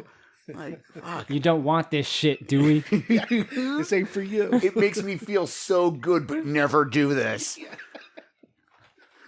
Well, I don't want to get addicted. It's not a habit for me. Well, we get to the point where there's a little bit of a cholera outbreak within the city. Not major yet. It becomes a little bit more major later. So the doctors and the students are issuing vaccines, Alan. That includes Waldman, Henry, and Victor Frankenstein. And this is where we see Robert De Niro. King of the Trump-supporting anti-vaxxers. Is that him? Oh, yeah. Is he the anti-vaxxer? Yep. I didn't realize that. The guy on the crutch? Yeah, the guy on the crutch. I don't know. I didn't realize He that. looks all fucked up. And it's Robert De Niro with like an Irish or English accent. I can't tell. Which is something you basically never see. Maybe right? that's why I Robert De didn't Niro with an realize accent. Yeah, because it's a bad accent. Which is A, why he doesn't do it often, and B, why you can't tell where it's supposed to be from. Oh, yeah, the original anti-vaxxer guy. You're not sticking that in me. It's got a pox in it, I hear, Selden. Pox? They've given us That's pox! right, pox. It's not pox, it's a vaccine that will prevent a plague in this city. What's that? It's a tiny, harmless amount of anti-smallpox serum. Ah, you just said pox! I said it was harmless. It's a necessary precaution without which this godforsaken city would be immediately put under quarantine. You doctors kill people. I don't care what you say. You're not sticking that in me. Yes, I am. It's the law. You're not sit him down, someone. Come on. You're not sticking that in me. You're not sticking that in me. Sir? Professor? Sir? They're trying to give him the vax, which the cholera and the vax thing was this. Even in the movie, this was like real life. Didn't all that happen? Oh yeah, cholera was a big problem back then. It killed a lot of people. It's supposed to be somewhat accurate. I think it had like a 50% mortality rate. Yeah, back it was then. huge. And the invention of the vaccine is like 90% of why it's not a thing anymore the way it was. Right. So, But this guy don't want it. He Right. thinks they're going to inject him with the pox and that doctors are just there to kill everyone. But then the doctor tells him it is just a little bit of it. He's like, oh, it's just a little bit of the poison. which is, I mean, it unfortunately, that's the way inoculations work. You got to get a little bit of it in your system in order for your system to figure out how to not make it worse later. But yeah, it's pretty crazy. I didn't realize they had an anti-vax agenda with this movie. Well, here's the thing. This movie could never be made today because No. people would call it woke. They'd be like, what's with this hate against anti-vaxxers? Right, this pro-vax agenda. Yeah, this pro-vax agenda in the movie. Yeah, so, it would be a problem today. But at the time, it was just, whatever. It was just a throwaway thing. It wasn't as politicized as it is now. Fine, go live on an island and get cholera. But then he stabs him. Yes. Rather than get the jab, Robert De Niro's character, who's just like this like bum guy. Just like, you're not going to stab me. Stabs Waldman. I'll stab you. Pulls a shank out of his crutch. It's the most sensible reaction, really. Just murder this guy and make sure that you get hung for it. Yeah. Like, I'm just saying, dude, they're trying to stab him. He was defending himself. They were trying to jab him. You try to jab me, I stab you, bitch. and then all the anti-vaxxers applauded. What's the name of the psychotic robot on Futurama that's always just wielding the knife at everybody? Roberto? Roberto, there you go. It's just with Robert De Niro doing a Roberto moment. So he doesn't get vaxxed, but he gets hung. Yeah, so Waldman does That's die. a much better outcome, right? Waldman dies. The guy that committed the murder gets hung pretty quickly. But Victor, meanwhile, like steals this secret notebook from Waldman. Another good reason for it to be just laying around when you know it creates abominations. Here's the thing I don't like about this movie. It's I guess you could call it a small thing, because I generally do like this movie. It's that the ability to create the monster, to like reanimate a dead body, is pretty much all Waldman's research. Like, yeah. It's not Dr. Frankenstein that came up with this like it is in the book. Right. It's someone else came up with it and kind of Victor stole it, right? Yeah. Yeah, I mean, I think Victor was thinking along the same lines, but without Waldman's research, he either never would have gotten there at all, or it would have taken decades. Exactly. He's the original Edison. Yeah, exactly. Thieving ass Edison. He's the OG Edison, just stealing shit. This is mine. Yeah, this is mine. Look what I invented, what I everybody. Make sure I'm still getting credit 150 years from now. We got you, fam. Another thing that's a little bit different is that like Henry knows what Victor's up to, because he tries to get Henry involved. Victor pitches it to Henry. He's like, "Come on, let's do this. We can build a man. It'll be so cool. We'll have our own man." And like, it just goes to show, I guess it's supposed to underline that obsessive element, but like nobody else thinks this is a good idea. Waldman, the guy who's already been at the precipice of this before, has told you do not do it. Henry is like, "Don't, no, I'm not participating in this. You're insane." Like, yeah. I should do this. I should do this. It's definitely a good idea. I can't, Victor. I can't help you. You mean you won't help me? What are you frightened of? Everything. What do you think? And what if the authorities listen? We do this in secret. I've got the raw materials. I've got Waldman's journals. Together we know more than Krebs' whole staff. You stole Waldman's journals. We owe it to him to complete this work. He was one step away. He never wanted this. He couldn't face it. There's a difference. Even if it were possible, and even if you had the right, which you don't, to make this decision for us, can you imagine for 1 second that there wouldn't be a terrible price to pay? I think for the chance to defeat death and disease, to let everyone on this earth have the chance of life, sustained, healthy life, to allow people who love each other to be together forever. For all of that, I think it's a risk worth taking. Would you do it, Alan? Would you help him out? It's 1793. You don't got much else to do. This is kind of... I'd probably say yeah. TV hasn't been invented yet, so you may as well just go build a man from corpse pieces. I wouldn't do it because it's weird how he collects the parts. I didn't like that. Can we talk about that? Because the way this happens doesn't make any sense to me. De Niro's character, before being the monster, gets hung. His body's intact. I understand, to some degree, Victor decides he wants Waldman's brain in this body because he thinks that brain is intelligent, but like, why does he need to cut the rest of the body up? I don't get it. He doesn't have a leg. He's missing a leg, so he's on a crutch. Okay, I guess that's true. He does need the leg from that. So Victor gets some body parts. But why sew the facial pieces together? I think he was missing an eye too, so Victor replaced an eye. Notice. Okay, all right, fair enough. And because he has this like leg replacement that he does when he starts, getting into the science of building the monster has a limp for the whole movie. Yeah. And the way I read it is like one leg is slightly longer than the other one. Right. But in the face, I thought that was kind of nice. If you're paying attention, the face actually does heal a bit. Yeah, as the movie progresses, like it heals, which is an interesting touch. This is where Victor really gets into fucking mad science mode because he stops writing home. And he is now 100% dedicating his time to creating a life. And I really like this part of the movie. It's the most compelling part of the story from the perspective of Victor's character really being Victor.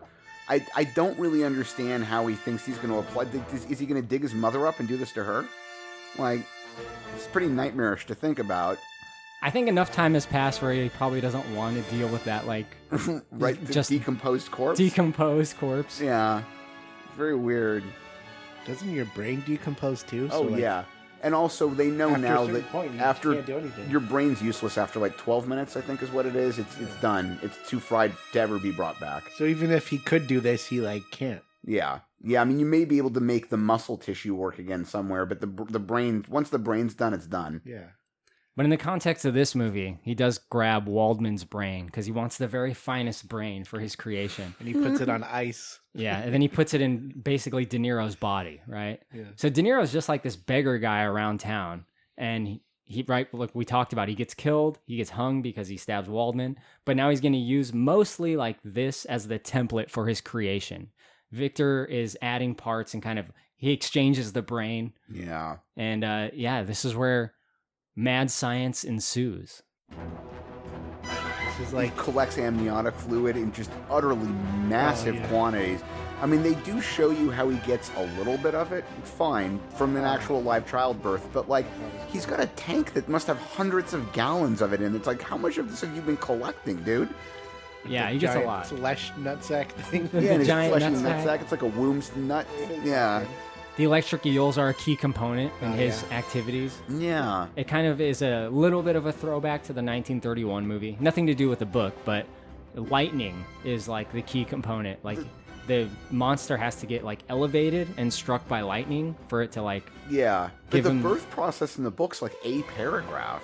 Yeah, well, Or they not don't much more they don't than really that. go into the specifics in the book, but it's Yeah. definitely very cinematic to see. Right. And you got Victor up there with his abs, you know.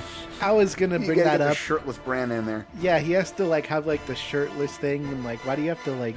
He has to show his abs. He is in pretty good shape. He said got that. in shape for this movie, and I'm pretty He sure he did. wanted to showcase his bod. The amniotic fluid was really a gelatin that they heated up for use in the production. De Niro and Branagh had to do a bunch of rehearsal, and then they needed multiple takes to make it come out correctly. And the two of them spent so much time falling over in this gelatin that a lot of what they shot ended up being useless, and they ended up damaging a part of the suit that De Niro was wearing with a huge like split, and they didn't have a replacement and couldn't fix it on the set, so they ended up having to reposition the cameras and avoid shooting De Niro from certain angles because you'd be able to see the damage they caused while they were falling over in that shit. I did kind of hate that scene. I felt like it was way too long when they're just rolling around in the jelly.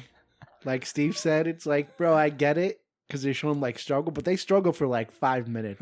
I forgot to touch on this really, really quickly. There's a scene way earlier in the movie where Victor, Elizabeth, and Victor's younger brother are up on the hill, and he shows them the lightning strike. Yep. The lightning, the actual bolt, was created using CGI.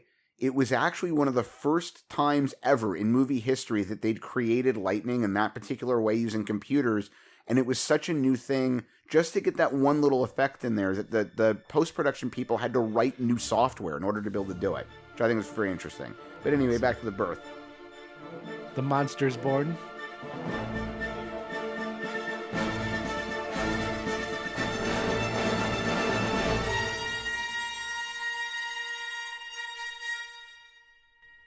The monster is born, you know, after a lot of unhinged science by Victor Frankenstein. You know, he's really going at it in this lab. It's just him by himself. You know, Henry doesn't want to help him.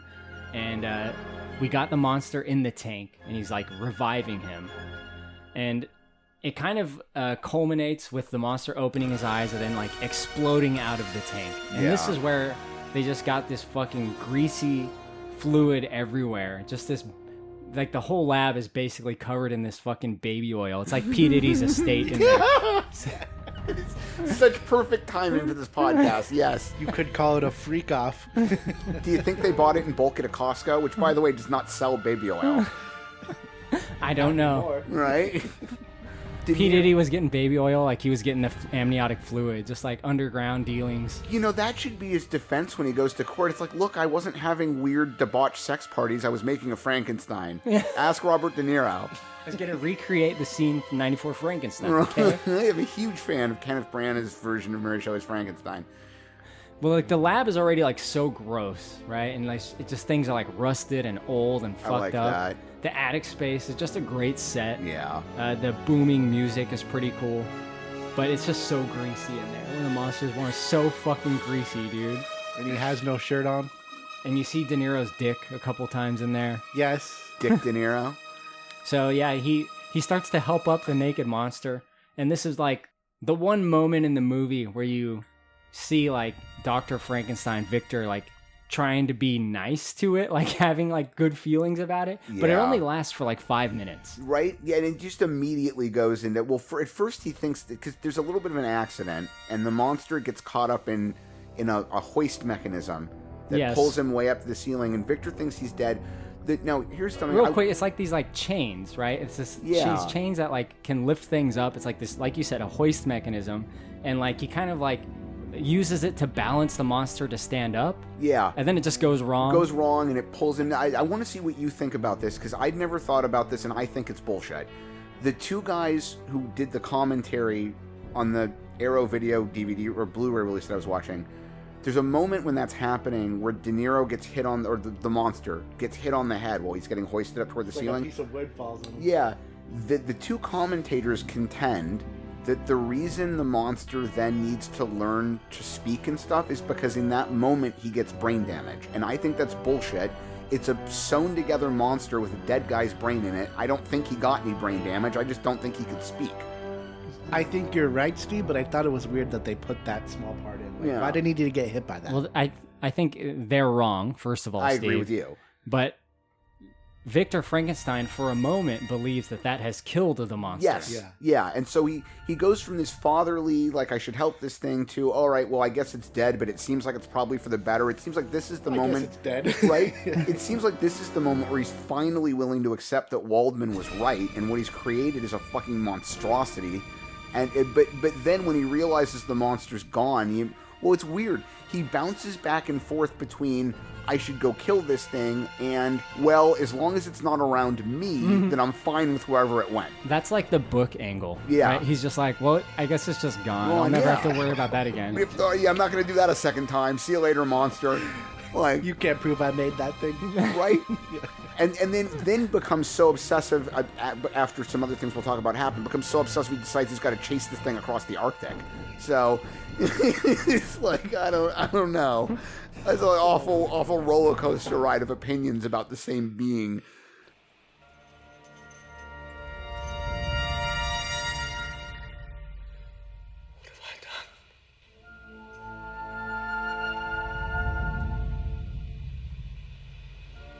What have I done?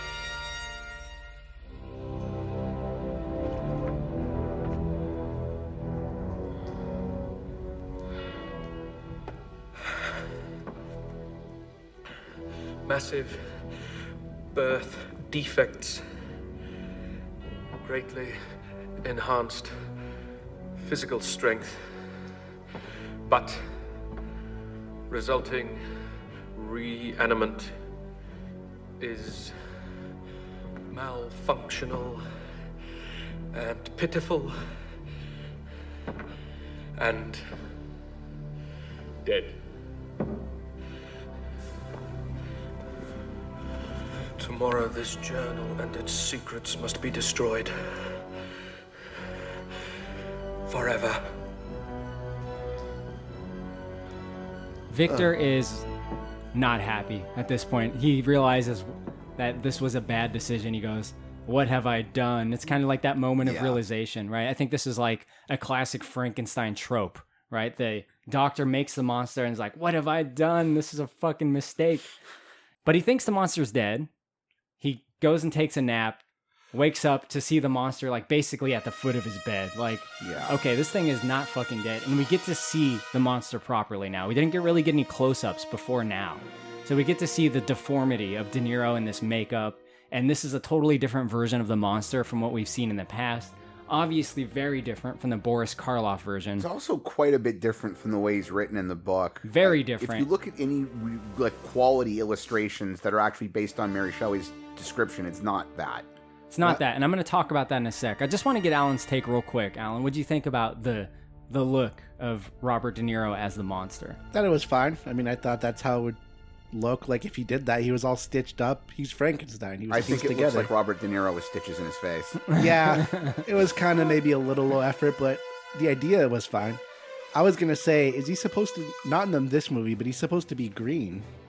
No, He's green in that original version, although it was a black and white movie. But he was. I think they comment. Yeah, on but he's that not fact. supposed to be. That's just what they did for that movie. And Well, why'd they make him green originally?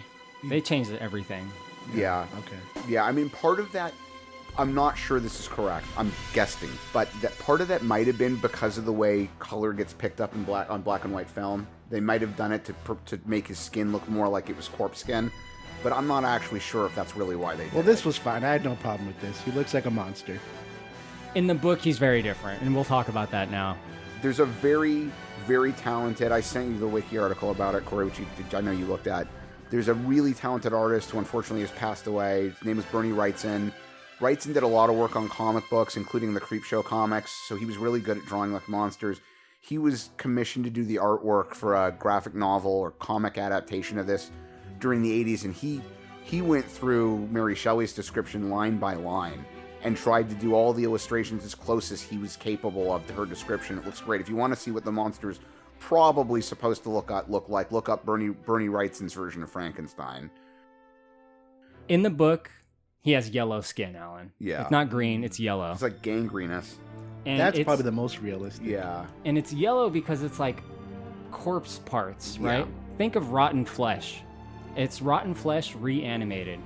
He doesn't look as human as he does in this movie in the book. He is way more fucking disgusting. It's like skeletal.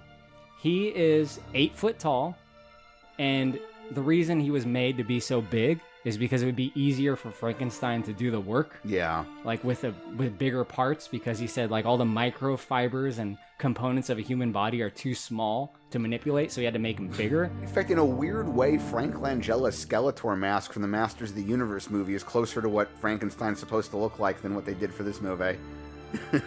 Well, here's the thing, guys. I imagine the monster when I read the book as... Do you remember that Robert Zemeckis Beowulf movie? Oh, yeah. Crispin Glover was Grendel? Yeah. I imagine him looking something like that. Just like really deformed and fucked up. Like droopy almost? The most hideous sight to behold you've ever seen. Not like Robert De Niro in this movie. At No. some point, he can kind of pass for a man.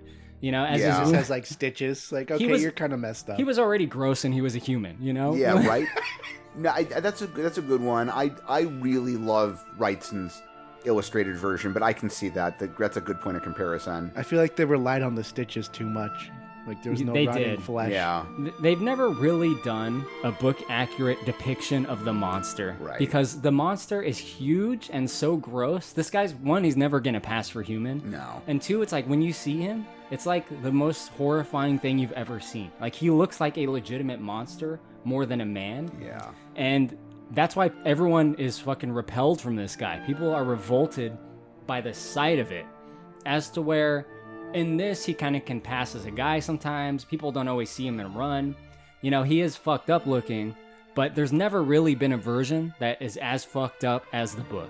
Well, now I'm confused because I thought it was supposed to be more like he could pass for a human, or obviously he's not, but he still had like more of a resemblance towards a human. No, Victor was way more obsessed with just putting it together than worrying about what it looked like. Horrible monster. Yeah, he wasn't really concerned about making it look like a passable human. He just wanted to make a life, and he was so obsessed with it that like he never really thought it through. Like he never had a plan.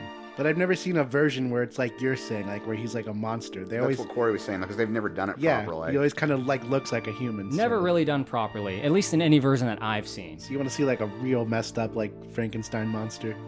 Yeah, something that is real fucked up. Again, I think Crispin Glover in Beowulf is kind of like a good example, just like this deformed Like mess. that's the way Bernie Wrightson drew him based on Mary Shelley's description. Oh, okay. Yeah. So. Okay, well, wait. No, because back to your point, he was never concerned with making him look passable as a human, but I thought he kind of was because he's trying to bring these people back to life. Like Again, he kind of gets so obsessive with his work of just Yeah. getting it done There's no plan. Right. The initial experiment is really just to see if he can resurrect a human body. He doesn't really care about the rest at that point. What's the fucking point then if you bring back like a blob? It's not like a person or whatever. Well, it's kind of like saying, what was the point of making an 80s era cell phone when it had to weigh 3 pounds and be held with both hands? Like, you got to start somewhere. Okay. Phase 1, baby. Right?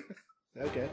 So when Victor sees the monster, he realizes he's not dead, flips his shit, leaves the room, comes back with an axe. Like, he's gonna kill this thing. Hell yeah. This is an abomination, and the monster kind of like escapes during that time while Victor's not in the room. The monster grabs like a coat, Victor's coat, and it has his journal in the pocket, and the monster makes his way into the street. Now, we didn't talk about this, but there was like a cholera epidemic going on, and even Elizabeth came to like see Victor. Yeah. And he basically said, "Fuck off, I'm busy." Like, he told her to fucking kick rocks. Well, now, Henry knocks on his door first, and he definitely tells Henry, like, I'm not coming down, get the fuck out of here. And then Elizabeth comes up, because Henry apparently drug her along, or she decided to go with them. And she showed up. Yeah, and he does eventually let her in to the building, but then will not let her into the lab area. Yeah, and that's kind of like right before he finishes like the last few steps of making the monster. He tells her, "My work is more important than our relationship." Right. I mean, what a surprise the sister fucker is more concerned with resurrecting a corpse. What's happened to you? How can you live here like this? And that stench! Don't go in there!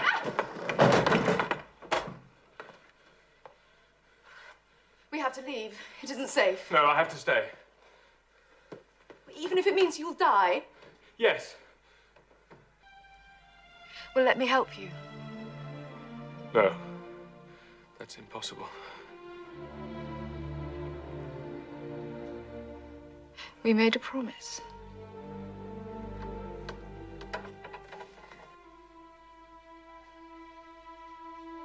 Victor, I beg you.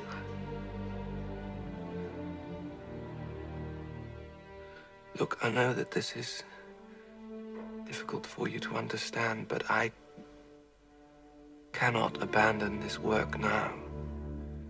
It is too important, not just for me, but believe me, for everyone. And it must come first. Before us?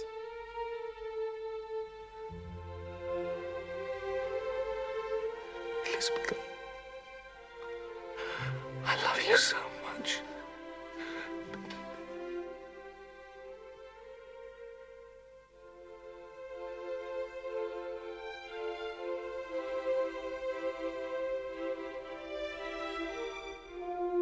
Goodbye.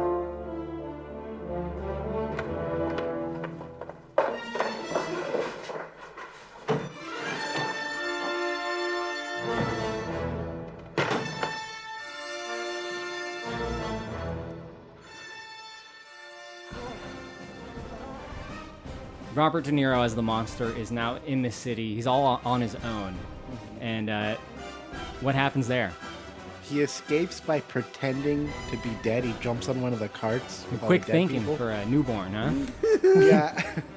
He pretends to be dead. He gets carted out of the city, and he just eventually flees and decides to leave like in isolation. But not before having like kind of like a big superhero action scene, right, Steve? Yeah, well, he goes out in the street and people start accosting him because they think he's a food thief. Oh, yeah, no, they think he's like a monster. Don't you see Yeah, him? and then he tries hiding in an alley, and that doesn't really work. And then it's kind of a far cry from being chased by pitchforks and torches. Some people like come at him, and he Yeah. like picks him up and he throws him. We get Yeah, to that's see right. He does chuck a guy like 50 feet into a statue. we see like the wire work, right? Yeah. Where, like you throw someone and they fly across the room, and we see that this dude is super strong. Which doesn't really make any sense to me. No, it doesn't. Like, I mean, he's been alive for 3 minutes, and he was put together using corpse pieces. How is he that strong? How does reanimating can give him like super strength? Shouldn't he just have like the power of the body he's in? And even then, like he's the parts he's made of have been decomposing, and he just came to life in the last 10 minutes. There's no way he's that strong. Yeah. Yeah, you'd think he'd be weak, but he is super strong. Like in the book, he's super strong, but I think it's more attributed to like that he's 8 feet tall. He's just like this big guy. You know, if someone's huge, they're gonna be able to push you around, right?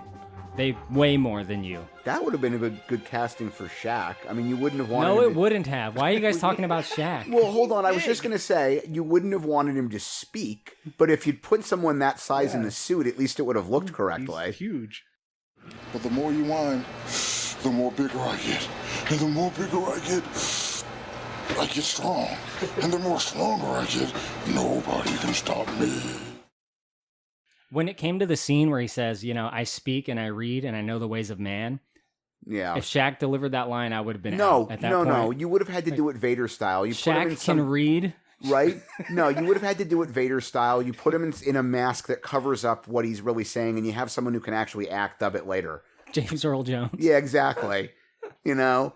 Like. Well, that was my next question. In the book, was he supposed to be able to talk and learn and shit? Yeah, and we'll get to that in a little bit, like about how that happens. But for now, he can't talk. He doesn't even know what's going on. Everyone's attacking him, and he slips his way out of Ingolstadt into the woods, and he's on his own. Meanwhile, Victor, in the book, he basically has like a nervous breakdown where he gets super sick. We see shades of that in the movie where he's like sick and recovering, right? Right. Probably from exhaustion. He probably hasn't slept in a few days. He's just been working. Henry and Elizabeth are taking care of him, and he reconnects with Elizabeth, so they kind of work things out.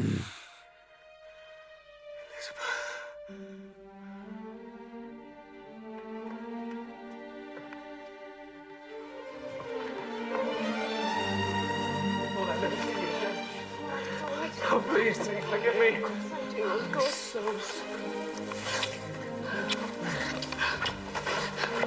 Victor, I don't know what you're working on. And I don't want to know, but it nearly killed you. It's over.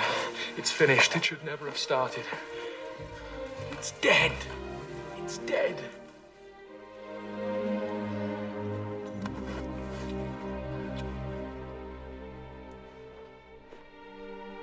And this is the whole scene where the monster finds like the little family in the hut, like living outside the city.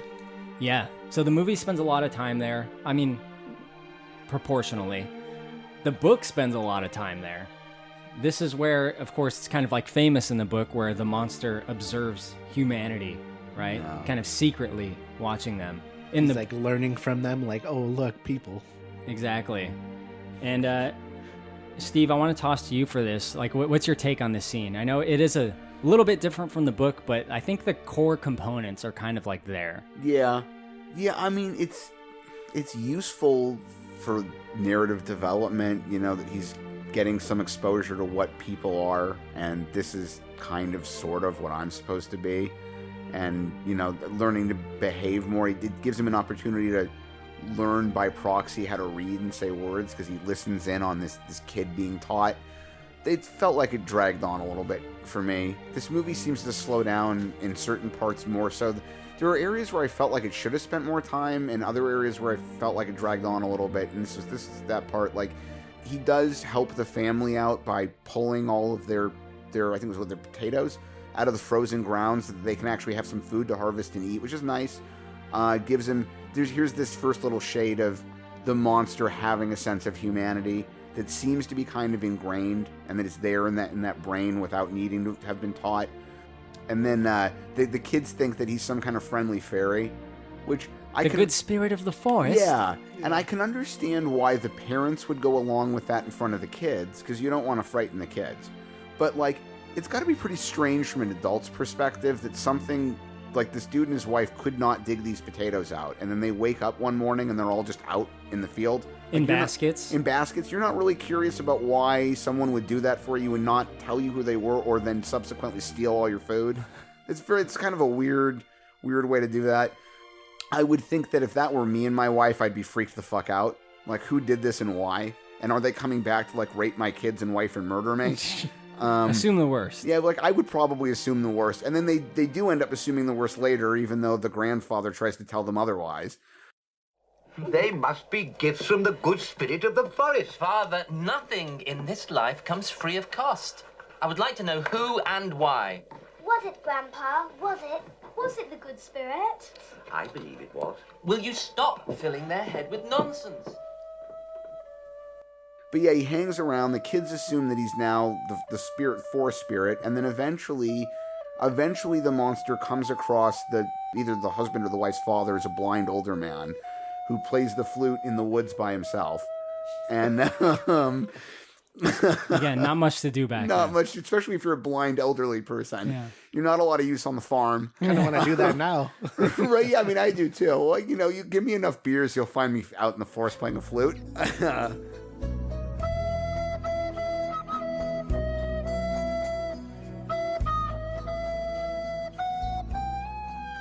Today is National Drink Beer Day. By the way, we were recording this on National Drink Beer Day. But yeah, the grandfather seems wise enough to understand that this might not be a person, but he also is probably not a forest spirit and may not actually be a monster. And the two of them end up connecting. It's kind of how that ends up going. Yeah. The monster learns to speak through observing the family. Yeah. He learns to read through observing the family. You know what? You're right. There's also something I forgot. On the way out of Victor's lab, he steals one of Victor's coats. And it turns out that one of Victor's lab journals is inside the coat. And as the monster is learning to read by observing the kid, he's now able to start parsing out some of what it says in this journal.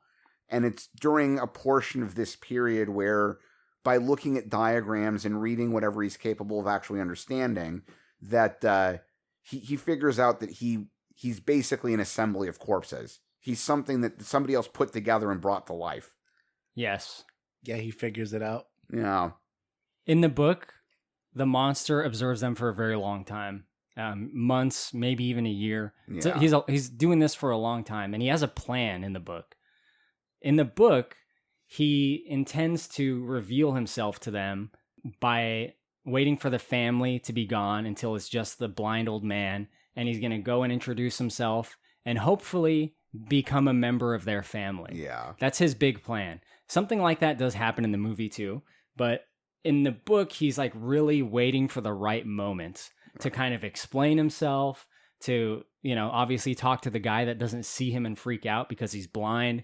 And he's really hoping everything he has on this one thing. Like, he just wants some connection. He needs something because everyone hates him. And I think, well, firstly, that part of it is one of my favorite parts about the book because it really underlines a kind of strange sense of almost childlike naivety, which would make sense of someone with a brain that just got rebooted and he isn't really an adult at this point. But it bothers me about the way they play it in the movie because, like, the movie didn't really underline it to that degree nearly as much. In the movie, it was just like, well, maybe these people will let me hang out since no one else seems to want me around. Well, I don't understand the Frankenstein science here, but Frankenstein. But if he puts whatever brain he puts in Frankenstein, shouldn't it be that person? Or It's if it reverts, shouldn't he be just a baby? How, like, he's like in this like weird zone. Yeah, we don't know. In the context of this movie, he seems to be like his own entity, right? His own being. He's not Waldman, even though he has Waldman's brain. He's just like this new person. But he's not like a baby. He's not like at square No, he has a human adult brain. Right. So he's like an adult baby? yeah. In a way. Literal man baby. Ah, that's better. I'm glad you finally came in. A man shouldn't have to hide in the shadows. Better that way for me.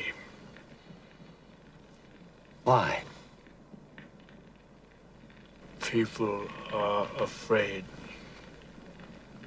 Except you. It can't be as bad as that. Worse.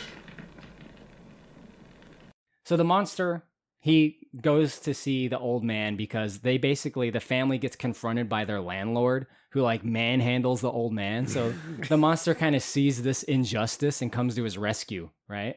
And he's mean to the little girl first. Yes, and the little girl runs away to go get her parents. So it's just the monster and the old man alone in this room. And this is kind of like his first kind human interaction that he's ever had, right? And he's saying like, you know, I don't really have anyone. And the old man's like, isn't there someone you could talk to? He's like, well, there might be some people that could help me out. But before like things work out in the monster's favor, the family comes back and just like starts, I don't know, beating him with a stick, right? Because they see this hideous thing and they flip. Have you no friends? There are some people, but they don't know me. Why do you not go to them? Because I am so very ugly. And they are so very beautiful. Father! Get out of here! Get out of here! Oh. You animal! You monster! No! Leave it alone now! It's all right. We have to leave here.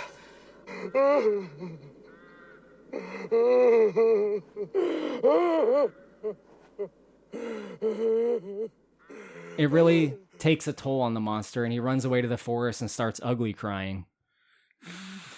Yeah, he has a little monster meltdown.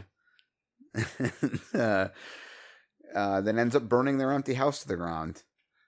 Yeah, well, he comes back to kind of like try to reconnect with him, but they've like already moved out. Yeah, they've bolted. They don't want to be around wherever this monster is. They like took whatever possessions they could get and like left. So he's like very upset. He burns the fucking place to the ground. And then here's like one of the more criticized moments of the movie, Steve.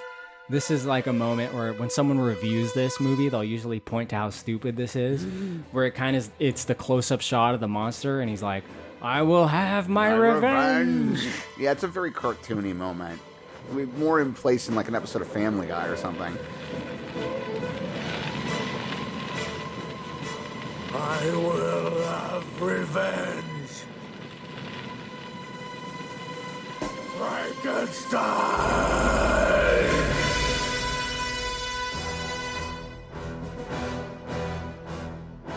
It is a little bit silly, and it's a little bit hard for me to watch because I'm kind of an apologist for this movie. I do really like it because I like the story mostly, but it's not the best, you know? No. I mean, it's a very, like, just reminds you that as many great performances as De Niro has given, he's also been in Meet the Fockers and a bunch of other really bad movies.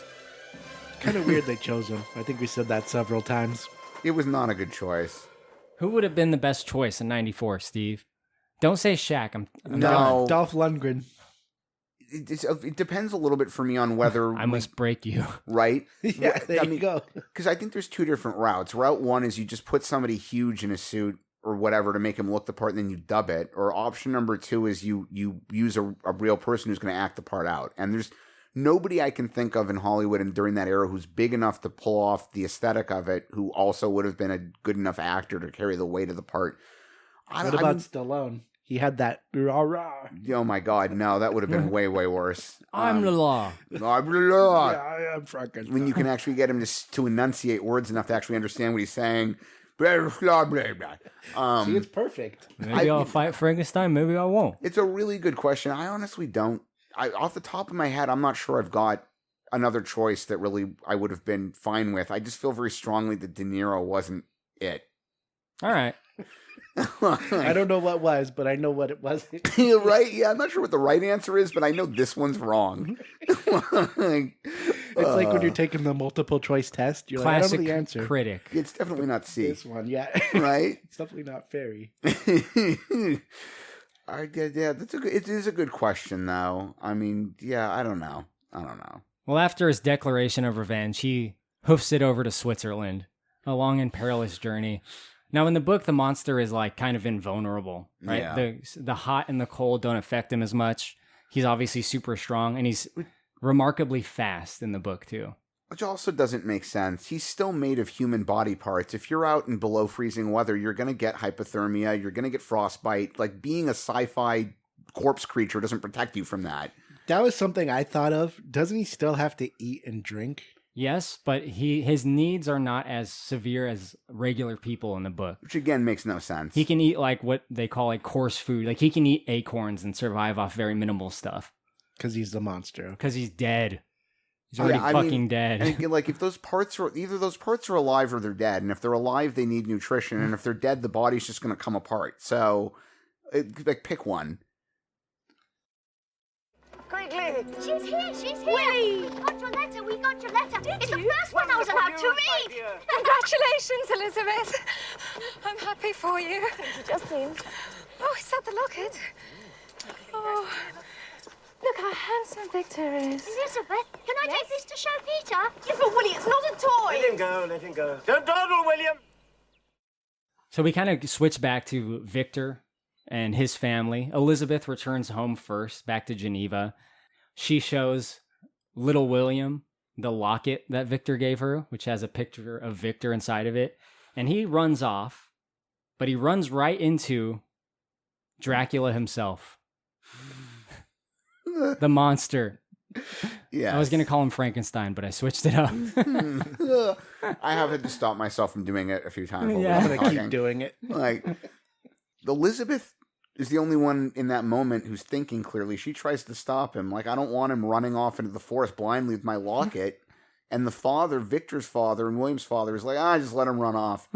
And then later is frantic that they don't know where he is. It's like, well, you let an 8-year-old or whatever run away by himself into a forest. What did you think was going to happen? Also, you still haven't caught that thing you made. Right? Yeah. Well, yeah, the father doesn't know about the monster. But yeah, you're right. Well, yeah. But of course he's going to be abducted by a monster created by man. I mean, you'd think it's probably not a good idea anyway. A little kid aimlessly running around with a locket for no reason. And like, I get if you live in that environment, you're going to let the kids play on the property. But maybe don't let him disappear for hours at a time without having any idea where he is.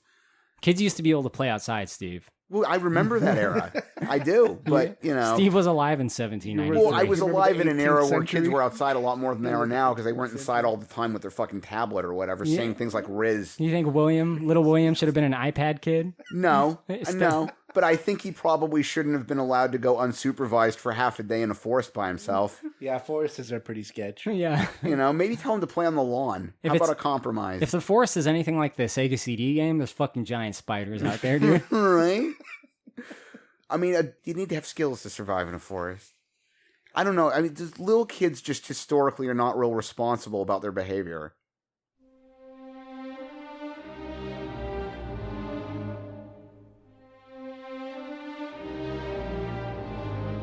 Well, he does run into the monster himself, and we don't see what happens, but it's clear that something bad has happened because the kid's not back, and it's getting dark.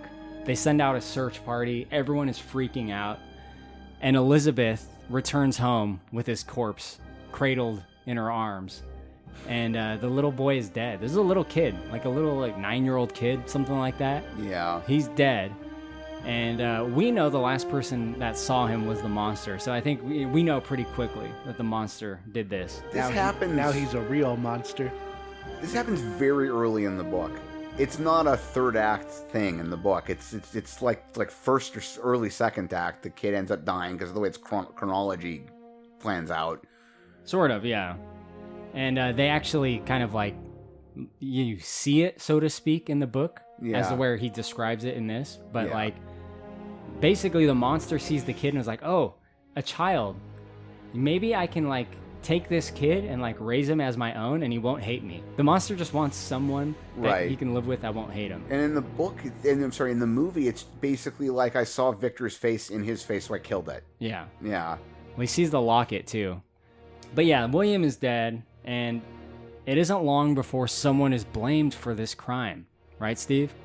Yeah, they send out a search party, and one of the members of the search party is a sort of household, I don't know what to call her, a young woman who works in the Frankenstein household who's the daughter of someone who's also a servant in the Frankenstein household. She's like a maid?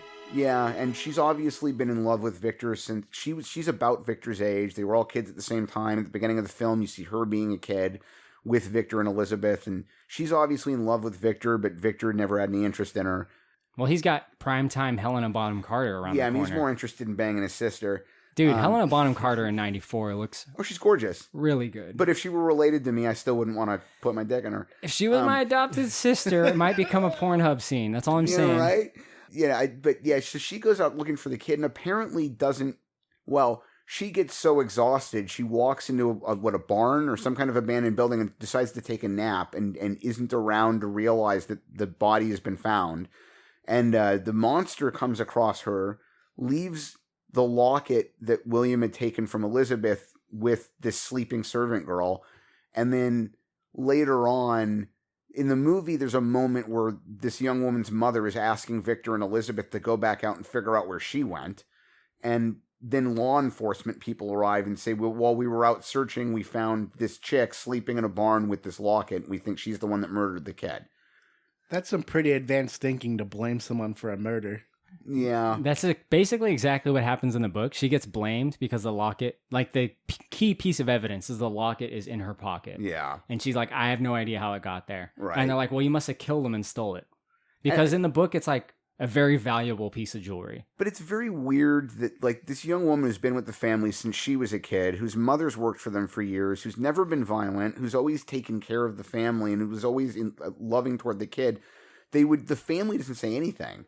Victor, for his part, is like, oh, well, I guess they're going to hang her, and kind of just lets it happen. I mean, she had the locket. Well, in the movie, they, like, lynch her. Like, she gets sent to jail, and there's presumably going to be a trial. In the book, there is a trial. Right. But in the movie, like, the townspeople bust her out of jail and just immediately lynch her. And they threw her off the roof. Let that happen. When her mother tries to stop it, Victor's like, it's going to happen anyway. And then and it's like the most aggressive lynching ever. They take her up to the roof and just kick her off with the noose around her neck. Oh, it's so brutal. That's like one of the most brutal deaths in that whole movie, really. Yeah, and they show it when she drops. I was like, oh, fuck. It's like 30 fucking feet, dude. Right? Just snaps her neck on the way down. Thought her head would come off or something. Yeah, it was insane. Like, it's a very, very harrowing moment in the movie. But just like in the book, Justine is killed for a murder that the monster committed. Yeah. So there are similarities in that way. Obviously, there's a lot more that goes into it in the book because there's a whole trial. Even in the book, Victor is like, I would have turned myself in for this and said I did it if I wasn't out of town. Like, there's no way he could have been blamed for it. So, a sad moment in the movie for sure. Justine is dead, and Victor is then confronted by the monster. And it's at this moment he knows that the monster is responsible for these tragic events. The monster basically accosts Victor when he's alone at the Frankenstein estate and tells him to meet me on the sea of ice. And when they finally actually have their confrontation, it's very obviously like child meets father, but also creation meets God. Get up. Get up. You do speak. Yes, I speak. And read. And think. And know the ways of man. How did you find me?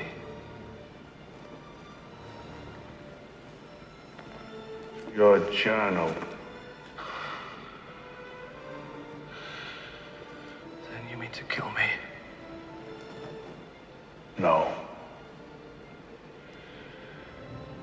You murdered my brother, didn't you? I took him by the throat with one hand and lifted him off the ground. Slowly crushed his neck. And as I killed him, I saw your face. You gave me these emotions, but you didn't tell me how to use them. Yes. And he goes on this whole rant about how you gave me these emotions, but no instruction sheet on how to use them. And, like, welcome to being human. It's also So you told them tough shit. Right? So look at being human, bitch. Yeah, I mean, frankly, that's what I would have said. It's like, welcome to being alive, dude. There's no instruction booklet. Wah, you little fucking crybaby Right? I'm piece like, of shit. well, no one asked to be Go born. get a job. Like, I understand you're a reassembled corpse, but I didn't ask to be born any more than you did. It just happened. Like, he just levels with him like right? that. Well, and I'm gonna it's be like, real with you. Well, I mean, I'm gonna do it again right now. Like, you left me in the woods, bitch. You ran off the fucking woods. Like, I didn't know where you went. How am I supposed to find you? I was a baby. Baby man, an 8-foot tall baby man. But this is such a poor man's version of the scene between Roy and Terrell at the end of Blade Runner. Here we go. I'm sorry, but it is. It's a less good version of something that's better. I didn't feel it was very impactful. And that's basically what Terrell tells Roy. Like, there's nothing to be done about it. This is just the life you've got. Sorry. Like, that's how it is. I can kill you. Right, yeah, you can just die now if that's your preference. But, which is what I was planning on doing anyway, by the way. Victor was planning on killing me. Anyways. Like, so telling it, sorry, this is the life you've got would have been the nicer option, because what Victor actually wanted to do was, like, torture him to death. It's sometimes forgotten in the story and even in this movie, but I would like to remind everyone that the monster did kill a 9-year-old boy. Also, yeah. He strangled him to death.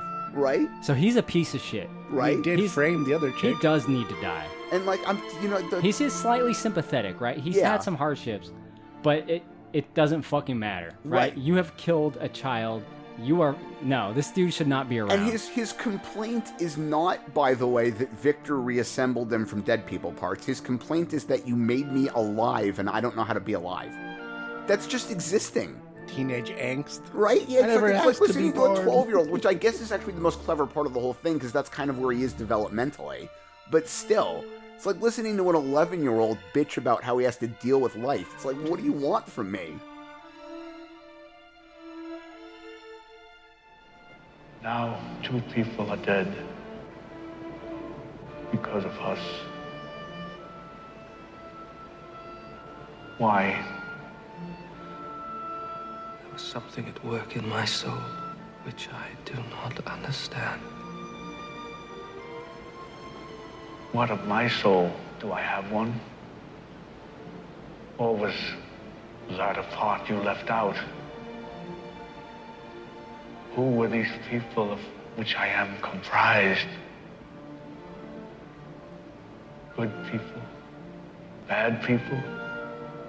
Materials, nothing more. You're wrong. You know I knew how to play this? In which part of me did this knowledge reside? In these hands? In this mind? In this heart?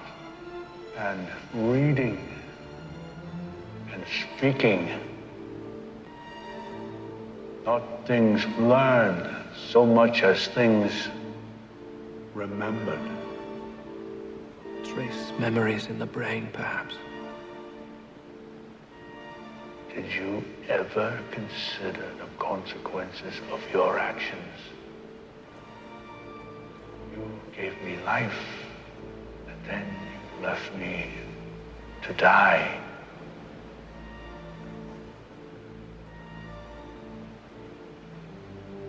Who am I? You.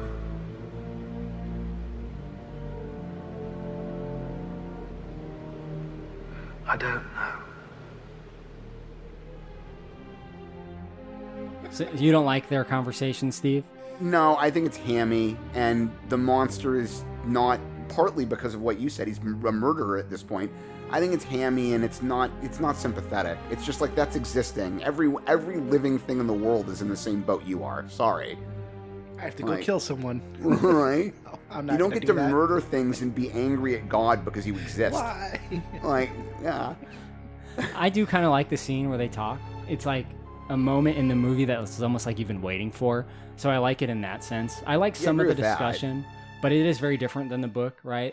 What they introduce in this movie is that through the brain that he has, like he says, I didn't really learn how to speak so much as I remembered how to speak. So there's like components of like trace memories that have come from the parts that he had used to create this person. As where in the book he kind of has to learn everything anew. Right. Well, that's kind of what I was asking earlier. Doesn't he get whatever brain he has? Yeah, so it's almost like he's a new formed person, but there are some things that he remembers, some like, I don't know, muscle memory kind of aspects of the brain that like he has. RoboCop's a better version of that. Yes, RoboCop. Similar to that, right? Alex Murphy. It's the same thing, yeah. Yeah. They tried scooping the humanity out of his brain, but they left bits of it behind. And then like he remembers it. Or whatever. It's like some of it's always going to be a part of the human brain, Yeah. right? But before they actually have the conversation, which again I do like, there is something I don't like about the filmmaking. Victor, first of all, has to like scale the fucking Alps to get to this place. I didn't get that part either. This dude is like free soloing the biggest mountain I've ever seen. Why is that the place they're going to have the conversation? For the monster's already shown up at Victor's house. Can't you just have this conversation here? We're already both here. We'll talk in the ballroom. Yeah. Like, you know, I'll take you to the library. Like his like cave or something? Yeah, no, actually what's going to happen is I'm going to go ahead of you hundreds of miles from here onto a glacier, and I expect you to meet me there to have a very poignant philosophical question or a conversation about the fact that I exist and I'm upset about it. Also, don't die on the way there. Yeah. So I hope you survive. So it's not so much like the distance or the mountain. That is kind of strange, but when the monster confronts Victor, it's like it's shot very weird. It's like slow-mo and the monster like comes out of nowhere. It's almost like he comes from above Victor. He pounces on him. He pounces on him and then he pushes him. And Victor falls down this ice chute into the ice cave, into the fucking Wampa cave. You know? And then when they get to the end of it, the monster's ultimate demand is, now I want you to go back and make me a woman. Why didn't you just have this conversation at his house where he might have been able to start doing that for you? Or like forced him to do it. Right? No, I want to have this conversation 6 days from now on a glacier after I've pushed you down an ice chute. Fuck off, come on. He's going to repeat his mistake. What can I do? There is something I want. A friend. A friend? A companion. A female. Someone like me. So she won't hate me. Like you. Oh, God, you don't know what you're asking. I do know that for the sympathy of one living being, I would make peace with all. I have love in me, the likes of which you can scarcely imagine. And rage, the likes of which you would not believe. If I cannot satisfy the one, I will indulge the other. And if I consent, how will you live? We would travel north, my bride and I, to the furthest reaches of the pole, where no man has ever set foot. There, we would live out our lives together. No human eye would ever see us again. This I vow. You must help me. Please. If it is possible to right this wrong, then I will do it. That is an important story point that you're bringing up, Steve. Yeah. Because the monster confronts Victor. He asks questions which Victor can't answer. Right. But ultimately he says, okay, I have one demand. I'm not going to kill you, but I need a companion because I'm alone in the world. Everyone rejects me because I'm a fucking walking corpse. So I need someone like me that I can be with. If I don't have it, I'm going to... God, I can't remember the way you phrased the line, but if I don't have my wedding night, I'm going to show up on yours. Oh, yeah, that was pretty brutal. Like, if you don't do this, you're boned. And then he does. Yeah. And we'll talk about that, but that's also lifted from the book. He says something very similar to that in the book. He says, if you deny me my wedding night, I will be there on yours. That's savage. That was pretty crazy. I Want My Own Corpse Bride, which is a totally different movie. But this is where I got to talk about something interesting as it pertains to the book. Because this whole book is a series of letters. We talked about Walton at the very beginning. He's writing a letter of a story that Victor's telling him.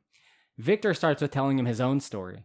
And then Victor gets to this point when he meets the monster for the first time.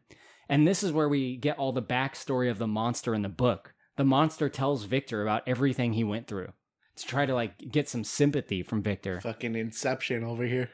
And then the monster tells the story of the people in the cabin dwellers. Oh, so shit. It's the story of the cabin dwellers as being told by the monster, who's telling the story to Victor, who's telling the story to Walton, who's writing this in a letter to his sister. Which is in a book. There's some serious layers here. But the thing about the book, it's so well written that you never lose focus of where you are. You never feel like you're lost while you're reading it because of all these layers. So it's great in that way. That's pretty insane. It's like when they film, what are like some movies where they're playing actors shooting a movie inside another movie? Yes. Inside another movie, or it just keeps going. It's Wes Craven's New Nightmare. Yeah. Yes, the meta. Yeah. Here's a better example. Family Matters, Steve Urkel. There's a... Okay. How is that a better example? Yeah, hold on. Explain yourself. Let me cook. So it's math. He's cooking math. So there's Steve Urkel. He's a huge nerd, right? He invents a machine where he can turn into Stefan, right? Which is the cool version of Steve. So we have this actor playing this nerd who's the cool version of the nerd. But then there's an episode where he's Stefan and he has to pretend to be Steve Urkel. Oh, so it's like a layered performance. And I always think there's something interesting about a layered performance. So he's playing a nerd who turns into a cool guy who has to pretend to be the nerd again. So If Armani could see me now. Oh, that was awful. How ye be, Laura Lee? Gouda is good, but cheddar is better. Can I do that? Got it. I don't know, man. just a deep cut Family Matters reference. I couldn't act like that. I'd be like, I'm done. This is too much. Yeah. The fact that he stuck it out as Steve Urkel for so long was probably a pretty good indicator that Julia White didn't have anywhere else to go. Yeah. Apparently he was a huge douchebag on set, too. It doesn't surprise me.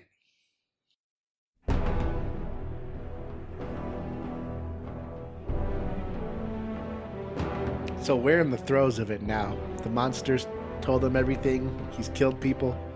Yeah, This he is does going confess down. to the murder of William. You know, he says to Victor, I killed him thinking of you.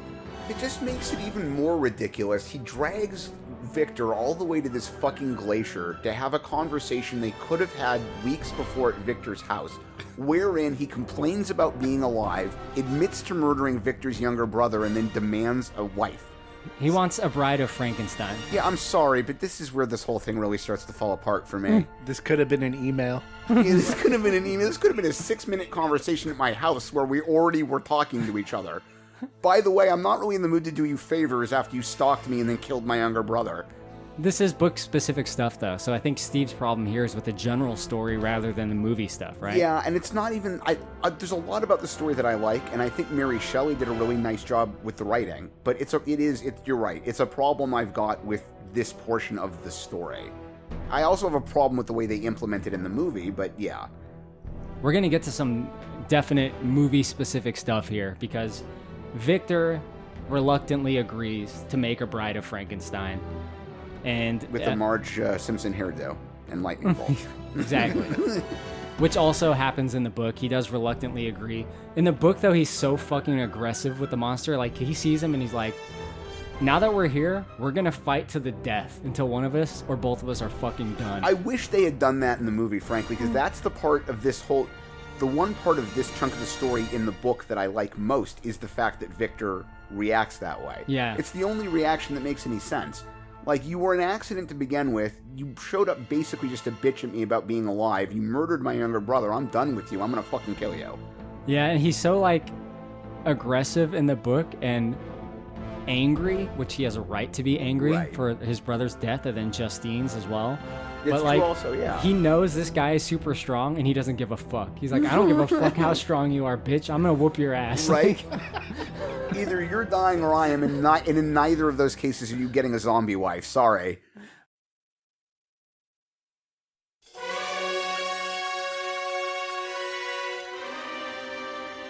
I perceived, as the shape came nearer, sight tremendous and abhorred, that it was the wretch whom I had created.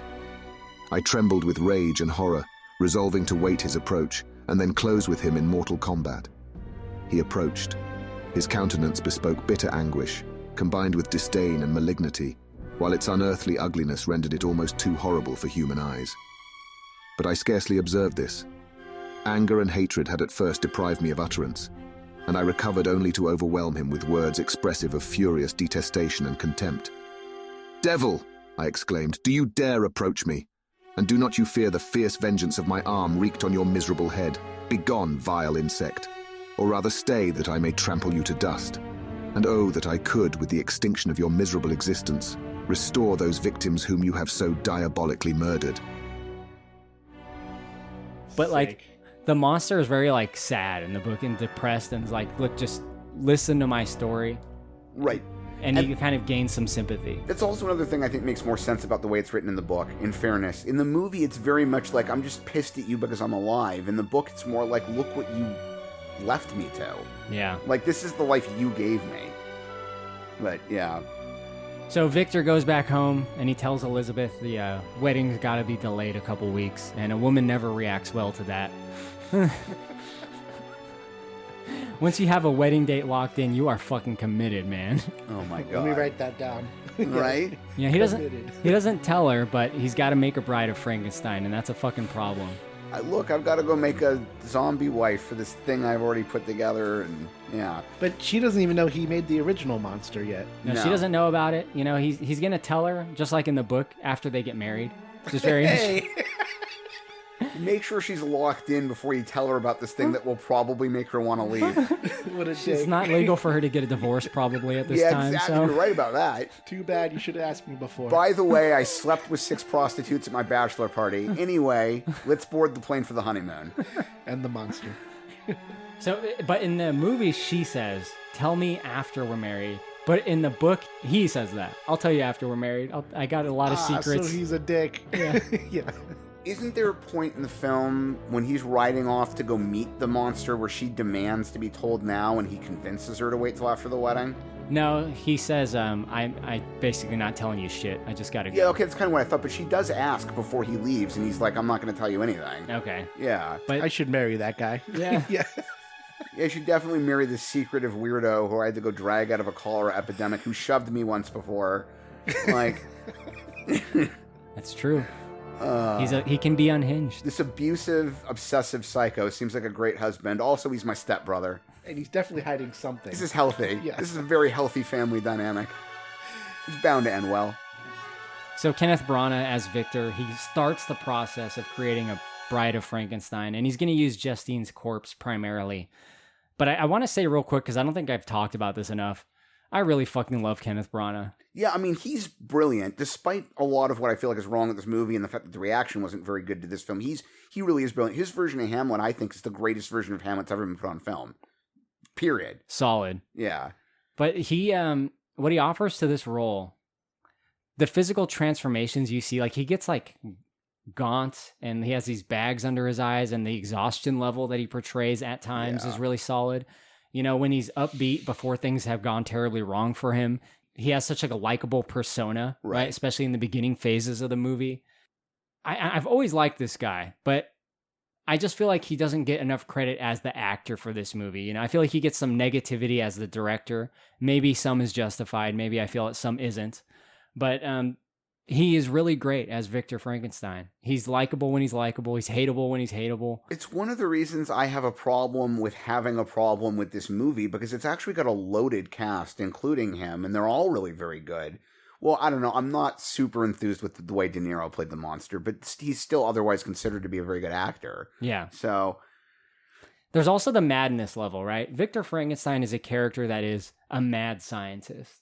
And they bring something different to this version of a mad scientist, right? Doc Brown is kind of like a quirky mad scientist in a way. He's kind of like goofy and funny. He's so great. The 1931 Victor Frankenstein is like this unhinged 30s over-the-top acting. It's alive! Yeah, he's just like... It's alive. It's moving. It's alive. Oh, it's alive. It's alive. It's alive. It's alive. Oh, in the name of God. Now I know what it feels like to be God. He's just like all like twitching and shit. Like, but this version, his madness is his obsessiveness. Yeah. And when we see it flare up, his obsessiveness takes over and he almost like becomes something different physically. That's why I think of him with his shirt off in the lab, just like unhinged, pulling chains, like jumping on top of the tank, pounding on it. You know, it's like a physical madness. Yeah. The obsession is the madness. Yeah, I mean, and that's one of the things for me, I think they translated pretty well from the book. It goes back to that line at the beginning. It's one of the few lines they really did ape out of the book, is something like, "Do you share my obsession?" Yes. You know, he really is. This is an obsession. What do you want to say? Don't go. Please. Don't go.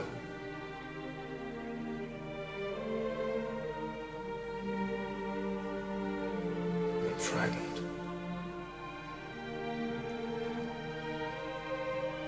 Of what?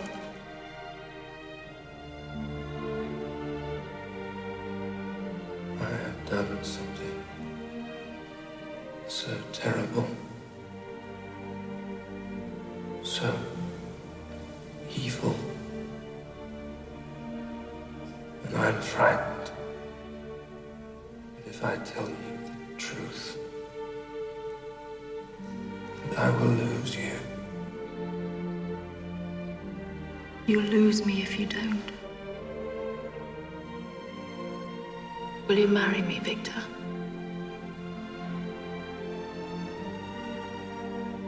Marry me today. Tomorrow.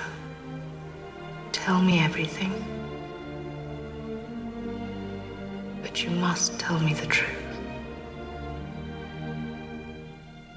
Then together we can face anything. Whatever you've done. Whatever has happened, I love you.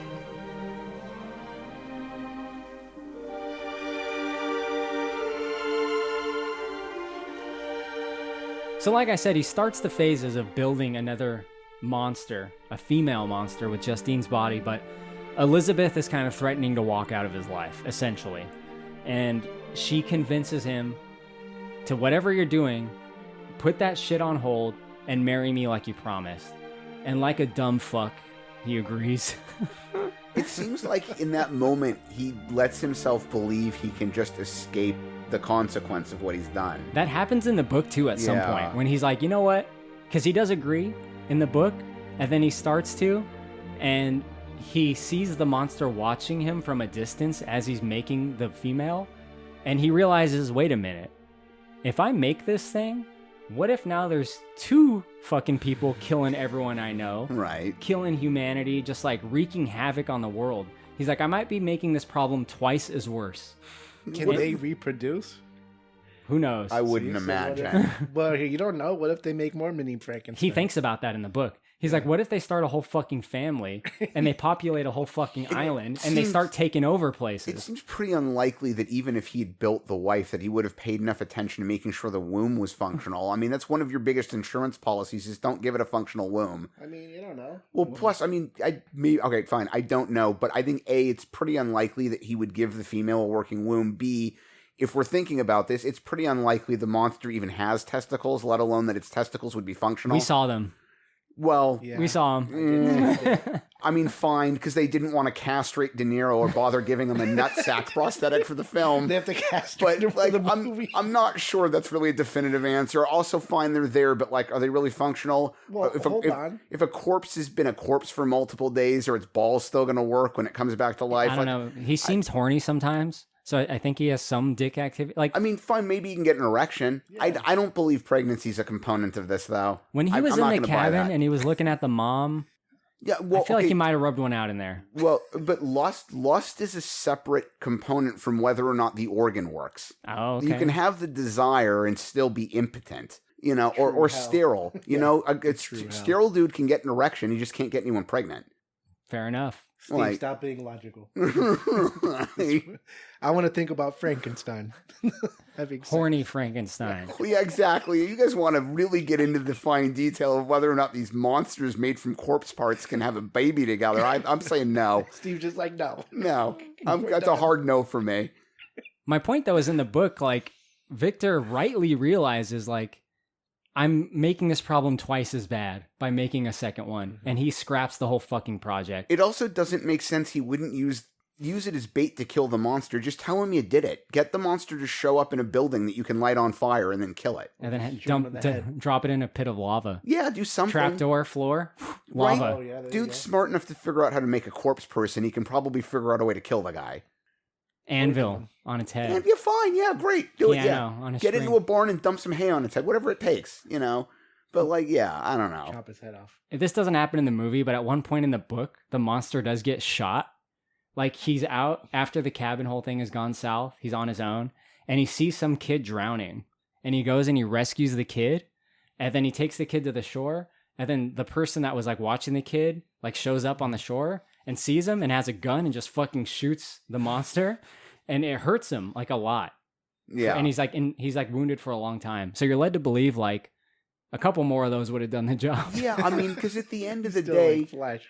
right? That's the thing. Fine, it's science fiction where we can extend reality a little bit, and clearly Shelley meant for him to be somewhat less vulnerable than a normal person would be. Yeah. But he's still made of human flesh. Unless he's a fucking X-Man, that flesh can still be damaged. The cold should still give him frostbite. There's no way he's just invulnerable. Well, he does get shot when he shows up on their wedding night after. Doesn't he get shot at? Or They does he definitely get shoot hit? at him. I don't know if any of them hit him. They certainly don't impact him in any real way in the movie if they Right, do. right. But they do shoot at him. Fucking Frankenstein Wolverine over here can just heal from anything. Surprised that wasn't a comic, Frankenstein versus Wolverine. Me too, actually. Yeah. But in a twist, it's Dr. Frankenstein. Well, wasn't there a Frankenstein Hulk? Frankenhulk? I don't know. Yeah, I don't remember that, but it doesn't mean it doesn't exist. Probably just made that up. Right. I mean, Grey Hulk does look a little bit zombie-esque sometimes. Oh, there's that dude that's in Wolverine comics. What's he called? Rough House? Oh, yeah. He looks like Frankenstein's monster. He does. You're right Yeah. about that. Rough House. It's such a comic book Or name. something like that. I think they might have the name slightly off. You're close enough.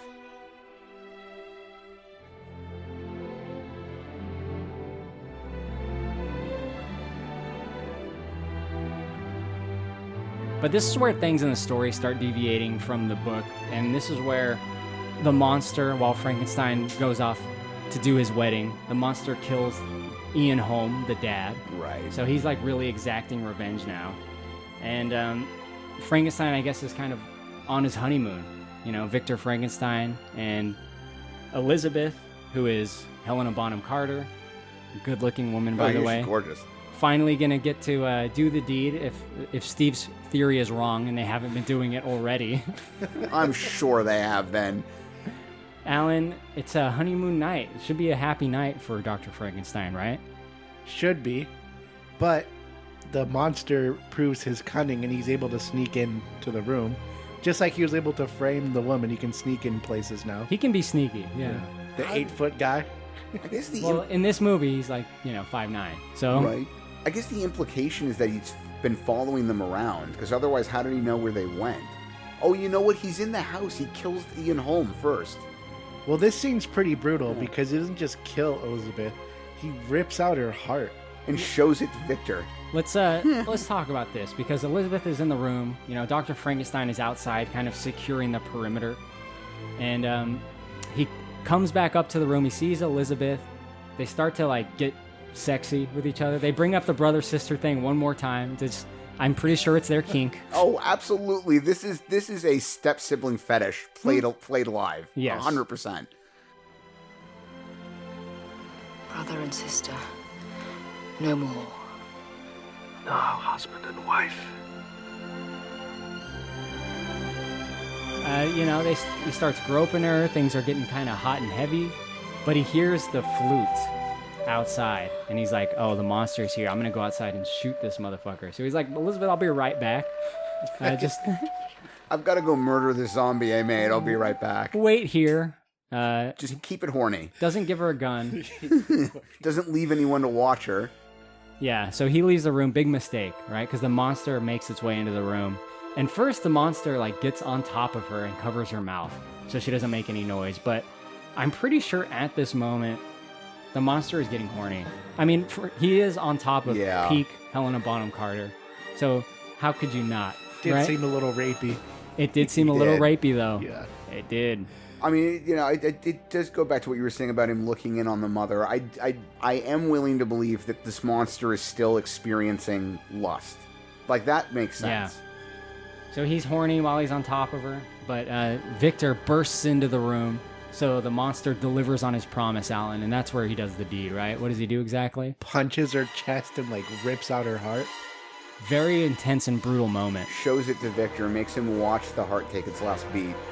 It's fucked up, yeah. But it's also, like, a really good moment cinematically, I think. It is. It's very harsh and jarring and, like, shows the strength and brutality of this fucking guy. Now, the line he delivers isn't the best. When he says, like, I keep my promises. It's almost like he kind of mumbled that line. Yeah. But the moment still works overall. And then to fucking put the icing on the cake, he, like, kicks her body out of bed, and her head falls in an oil lamp. Yeah. Glass shatters in her face, and her head gets set on fire. Fucked up. Yeah, he doesn't care at this point. It's pretty brutal.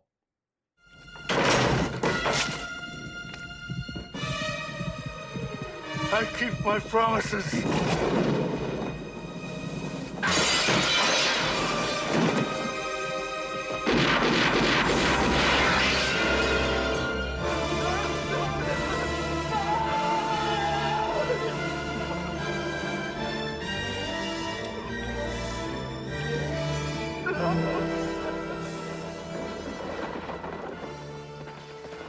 Did Victor's reaction, Alan, move you at all? Like his sadness and cradling her body?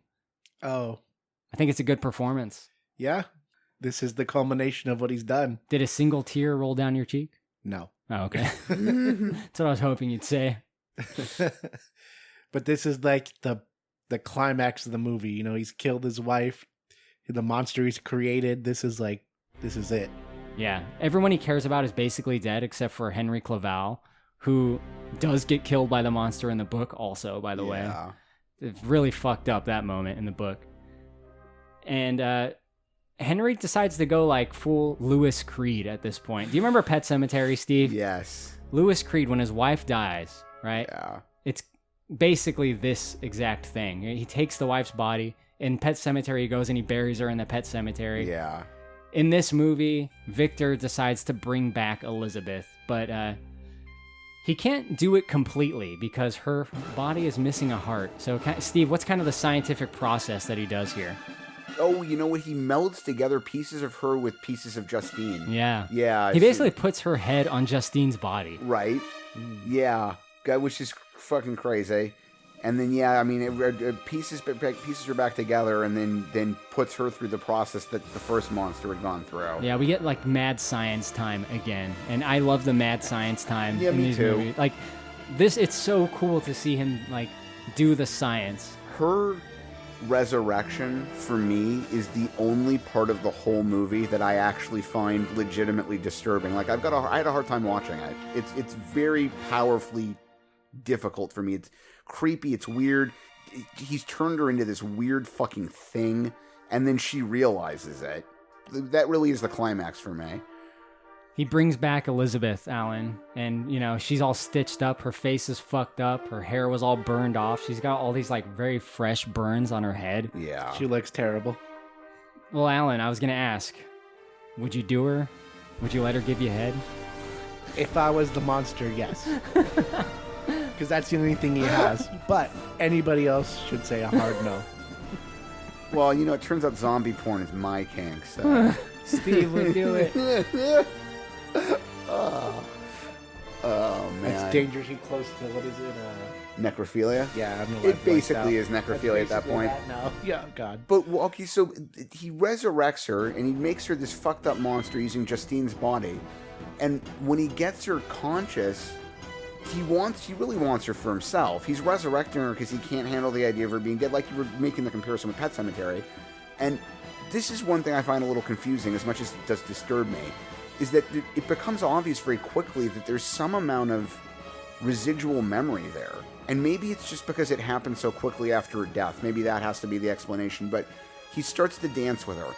And you can tell there's a part of her that gets it, despite the fact that consciously she's very confused, doesn't really understand what's happening. It's almost like a newborn baby. But at the same time, a newborn baby that's got a memory of having done this thing in the past. And yet, as we've talked about already, the monster, the original monster, seems to have no inherited memory of anything at all. It's not doing anything that Waldman did. It doesn't go back to a lab. It doesn't seem to have any connection at all to the person that brain came from, which I find confusing. The inclusion of Waldman's brain is obviously movie specific. Yeah. Because Waldman doesn't die in the book. Right. But I think it's almost a throwback to the 31 movie, because the brain they find for the body is like a huge story component in the original movie. And they end up putting an abnormal brain in the monster, which is why it's so crazy. But That's right. I think they were just trying to do the opposite of that. Like, not intentionally give it a fucked up brain. Give it an actual good brain, one that we know is of high intelligence and stuff. But yeah, I don't quite know, Steve. I just assumed that, you know, her trace memories are happening faster because she just died hours ago. Yeah, that's what I have to assume. You're correct. That's the only part of it. The only way I can make any sense out of that. But you have to put somebody's brain, so it's always going to be a problem. Yeah. You have to put something, so can't make a brain, right? Yeah, so it's always going to have that weird issue. But now we have Victor and the monster both like arguing. It's like putting bowls of food out for a puppy and seeing which person it walks to. Yeah, they both want her, right? Because this was the monster's whole demand. He shows up and he just assumes, yep, she's mine. She's like me. But Victor says, no, actually, I want the Bride of Frankenstein. She's called the Bride of Frankenstein. I'm Frankenstein. You're not, bitch. Right. Like, I had her first. So this is, I guess, the closest similarity to that movie, The Bride of Frankenstein. But it's nothing like the book. There is no... Elizabeth is not brought back. Thank you. That's what I was going to say. Elizabeth's buried in the book, and that's it. That's just the end of her being a part of the story. Yeah. Yeah. But I do kind of like this because it just adds some drama. I like the fact that it actually disturbs me. That's what I want from a horror movie. It should do that. It is disturbing. Yeah. Yeah, and she looks crazy, and her acting is incredible. Her confusion. She's brilliant in this scene. Not that she's not a good actress anyway, or that she wasn't good in the rest of the film, but you're right. That this process of realization and touching the monster's face and then seeing her reflection, and even though she's not her anymore, even though she's not human, even though she doesn't really have memories, there's this sudden obvious realization that I'm this thing and you're the one who did it to me. And then her death. That death is brutal. Her death is fucked up. Alan, she does not want to be a Bride of Frankenstein. No, she doesn't want to be with either of them. She doesn't want to exist in this form. Hell no. Yeah, great nonverbal acting. She does say one word. She says Victor. Yeah. So that sparks a big moment of hope for him, but it doesn't work out because she takes an oil lamp, crushes it over her head, and like immolates herself.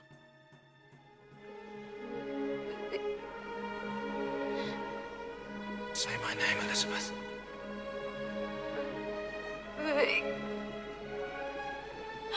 That's right, Elizabeth. No, you're mine. No. You're mine. Leave her alone! No! Get away from her, she's mine. She's mine! She said my name! She remembers! She's mine!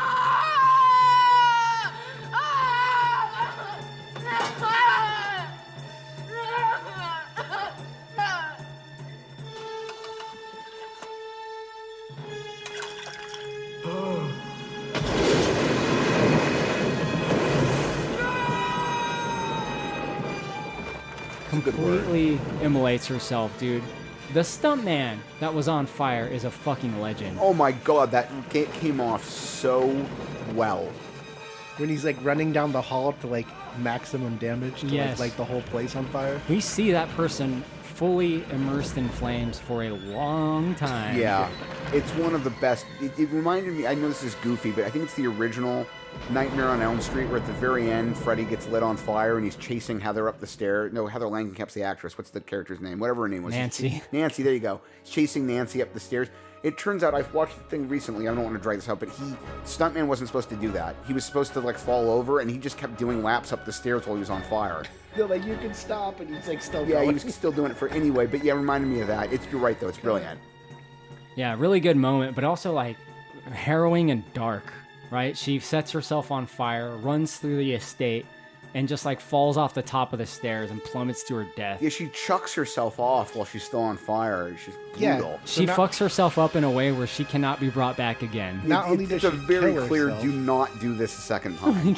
Yeah. She runs to the building to burn everything, and then, like you said at the end, she jumps off just everything to the end. The It's way crazy. she lights the corridor on fire as she passes through is fantastic. Yeah. Yeah, like hitting the walls. Right. Yeah, it's really dark. This part, even though it's not in the book, is kind of like cool cinematically. There's some great moments in here, and I just like the drama that it brings. Like, Victor lost Elizabeth, but he could bring her back. But that doesn't work out. Now things are worse than they were before. His whole estate burns down. Yeah. And now he can't bring her back ever again like he would, but now there's no chance. So he really has nothing left. I mean, his little brother died. He only has one brother in this movie. His dad was killed by the monster. Elizabeth was killed by the monster and then killed herself after she was brought back. So this is where the story kind of catches up with what we saw at the beginning. We get back to Victor and Walton, who is the ship's captain. And it's kind of like the end of the story. He explains that he's been chasing the monster ever since. And in the book, it's a little bit more fucked up and specific, because the monster says, now that I've killed everyone you love and you're going to try to kill me, I know you're going to spend the rest of your life doing it. I'm going to send you on a fucking harsh and cruel wild goose chase where you're going to spend the rest of your life trying to kill me, but you'll never quite be able to reach me. Oh, fuck.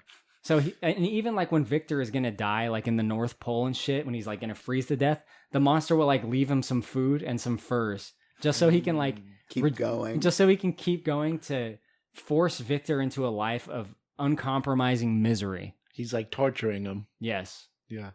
All because he would not build him a Bride of Frankenstein. But in this movie, you know, it kind of is similar, right? They're like chased into far reaches of the north, some frozen wasteland.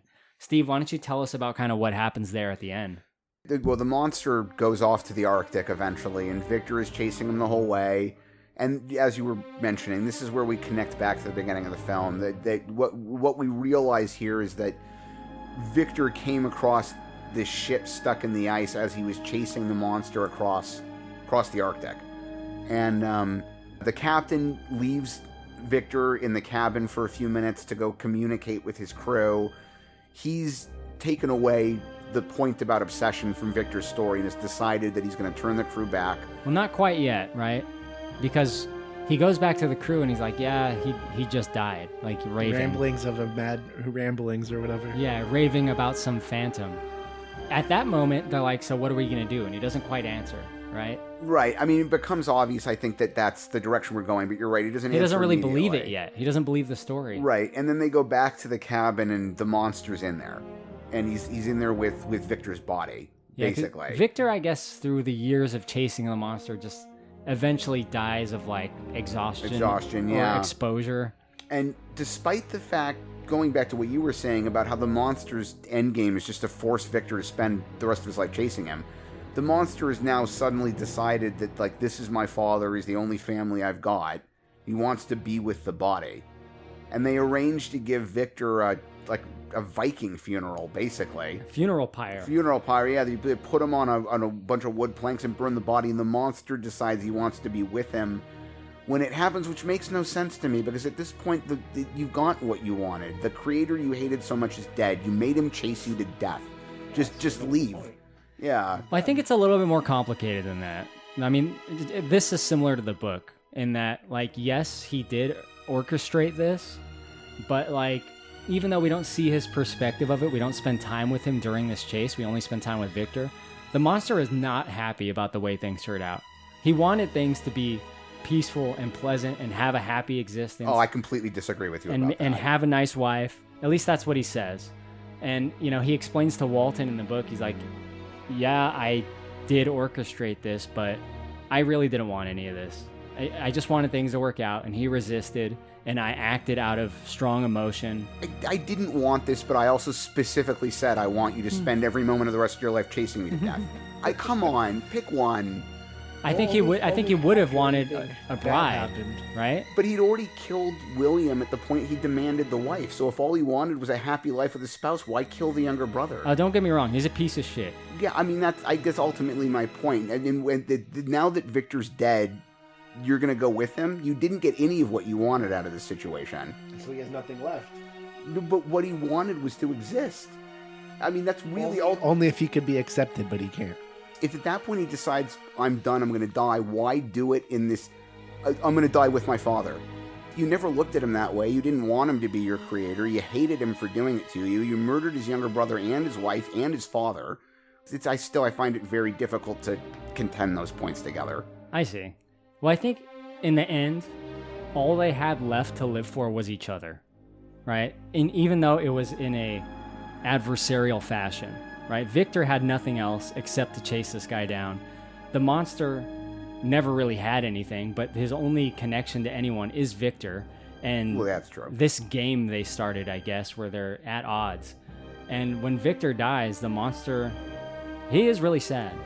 And there's a moment that I like, a piece of dialogue, when Walton steps in and he says, "Who are you?"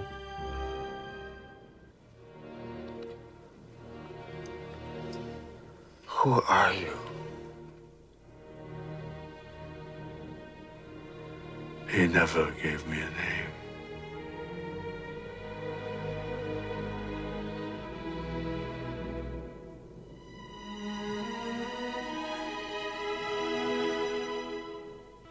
Why do you weep? He was my father.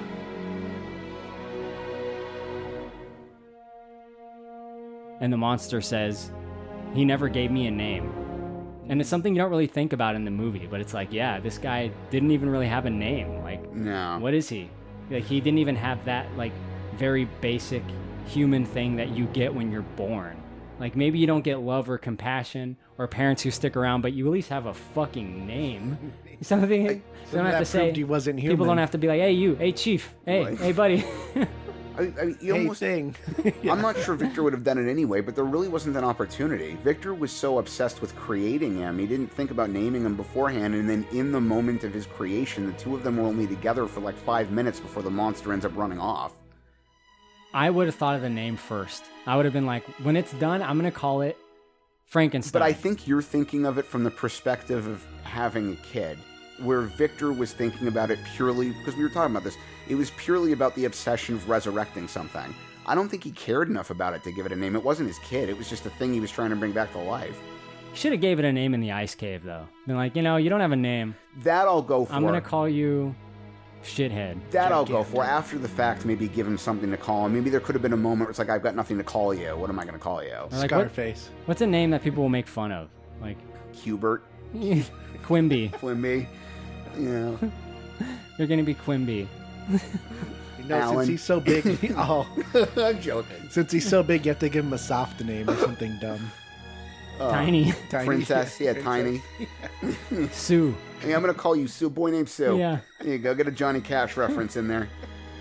I'm going to call you Lucy, a big scarred scumbag. So the monster, at this point in the story, is heartbroken in a way. His father is dead. His father who he hated, but the only one he got. So he joins him on the funeral pyre, and he burns to death, which is different than the book, where the monster basically has this confrontation with Walton, and he says, I have nothing left to live for, so I'm going to go and burn myself to death.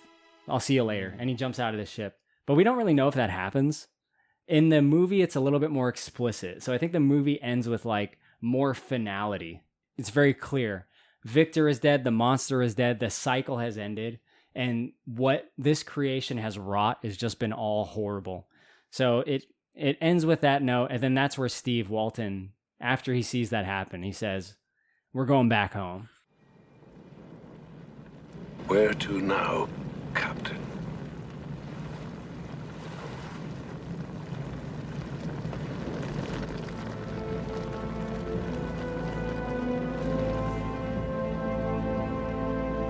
Home.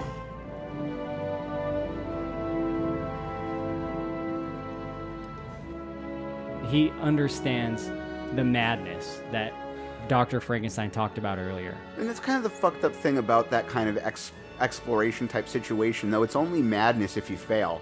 If you get all the way to where you intended to, no one's going to call you mad. They're going to call you a brilliant, successful genius. Everyone likes you when you succeed, and Yeah. they hate you when you fail. Yeah, Now, that's what exactly. Walton was riding all his hopes on, you know? Yeah.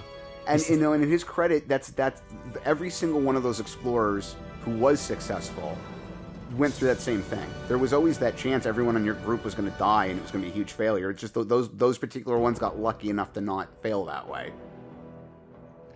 So the movie ends with Walton and his ship heading back home, giving up this venture that they started on. And I just want to say hopefully last book reference is that Walton in this movie is like kind of like an angry, aggressive dickhead, you know? He's very hostile. I mean, he accommodates the funeral, which is nice of him, but like he's a harsh dude. Yeah. And in the book, he's super nice. Like he is very accommodating to Victor, and like he's lonely. So when Victor shows up, he really wants someone that's on his intellectual level to be like a friend, because he doesn't have any friends among the crew. It's one of those areas I kind of like it both ways, because there is that moment in the film where he explains to Victor, like, I've spent my entire family fortune on this. I'm risking my reputation. If it doesn't work out, I'm going to go back to being nothing. Literally nothing. My whole life's going to be wrecked for a failed trip. And that's what he ends up with. Yeah. Which is kind of another connection with Victor. At the end, none of it worked out for either of them. Yeah. I mean, we're kind of led to believe, like, the whole point of the story is that Walton's on a similar path where he's going to like ruin many, many lives along the way. And maybe he will succeed, maybe he won't, but there is a cost to it, right? Like a lot of his crew are dying. They're falling in like ice water, you know? Right. The dogs are dead. The dogs died. Boomer died. Alan. They never gave him a name. And that is the 1994 Frankenstein. I think it's a good time to talk about final thoughts. Steve, I'm sure you got them. I'm just going to do it this way because I think this echoes a lot of what I think about the movie anyway, and then I'll give it a little addendum when we give our ratings. Steph Lady, who wrote the original drafts of the screenplay, said, "This film was a shocking disappointment, a misshapen monster born of Kenneth Branagh's runaway ego. He took a poignant, thought-provoking tragedy and turned it into a heavy metal monster movie. The casting of Robert De Niro as the monster was beyond inexplicable." Beyond inexplicable? Frank Darabont, and that was an actual quote, Frank Darabont, who wrote the later revisions of the script, talked about the movie as having a weird doppelganger effect, stating that it's kind of like the movie I wrote, but not at all like the movie I wrote.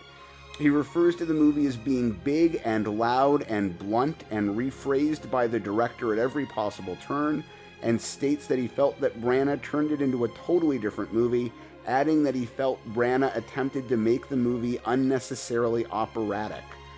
That all being said, it was the second highest grossing film during its opening week. First was Stargate. It did get nominated for some awards. It got an Academy Award nomination for Best Makeup, a British Film Academy Award nomination for Best Production Design, a Saturn Award nomination for Best Horror/Thriller Film. Saturn Awards also nominated Branagh for Best Actress, Branagh for Best Actor, Bonham Carter for Best Actress, and some award nominations for makeup, music, and writing. Oddly enough, they also gave Robert De Niro. The Saturn Awards nominated De Niro for Best Supporting Actor, which I think is hilarious, considering that arguably he's actually the film's main character. But yeah. So anyway, that's the last of my final thoughts before we get to actual ratings. Well, this movie was financially successful, which I am glad for because I like this movie, Steve. This movie cost $45 million, a fuck ton of money for the time. That's a huge amount. Period pieces like this that are so intricate will cost a lot of money.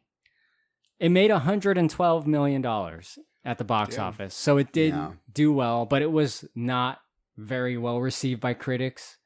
Currently, this movie has a 42% critic score on Rotten Tomatoes and a 49% audience score. So not a lot of people love this movie. You know, people don't look back fondly on this. De Niro gets criticized a lot for this movie. I don't hate him as much as most people do, but there are some problems with this movie for sure. But I'm glad that this was ultimately successful, even though it doesn't have like the good reviews or like it doesn't live like fondly in people's memory. But it made some money at the time, and, you know, I got a lot of respect for Branagh. So let's get into ratings. Alan, on any rating scale you want, what are you going to give Mary Shelley's Frankenstein? 5 out of 10, right in the middle. I am very neutral about this. I thought it was an acceptable movie. I didn't have any problems with it, unless you start digging into the stuff you point out. There were some weird questions, but I felt like it was a tame movie. It wasn't that crazy. He did kill some people, and he ripped out her heart. What was that one review you said? It was like a not monster, it was a loud movie. I felt like it was super tame almost. They were showing the whole process of Frankenstein and like his emotions. I would have expected he would just been a straight killing machine and just rampaging, but they made it more poignant. And it was a very tame movie, I think, in a way. I didn't feel like it was that crazy. So I'd give it a 5 out of 10, right in the middle. All right. I'm going to go next. I'm going to give this one 7.5 Robert De Niro penises out of 10. You really like that penis. I really like this movie. If I was going to give the book a rating, I would give it 9.5. I fucking love this book. Okay. Now, I saw this movie before I ever read the book. This movie is very important to me. I had that Sega CD game. I saw this movie as a kid and I liked it. I watched it quite a lot. And I think it was my introduction to Kenneth Branagh, who I have a lot of respect for. Helena Bonham Carter, you know, she's amazing, obviously. She's been in so many things.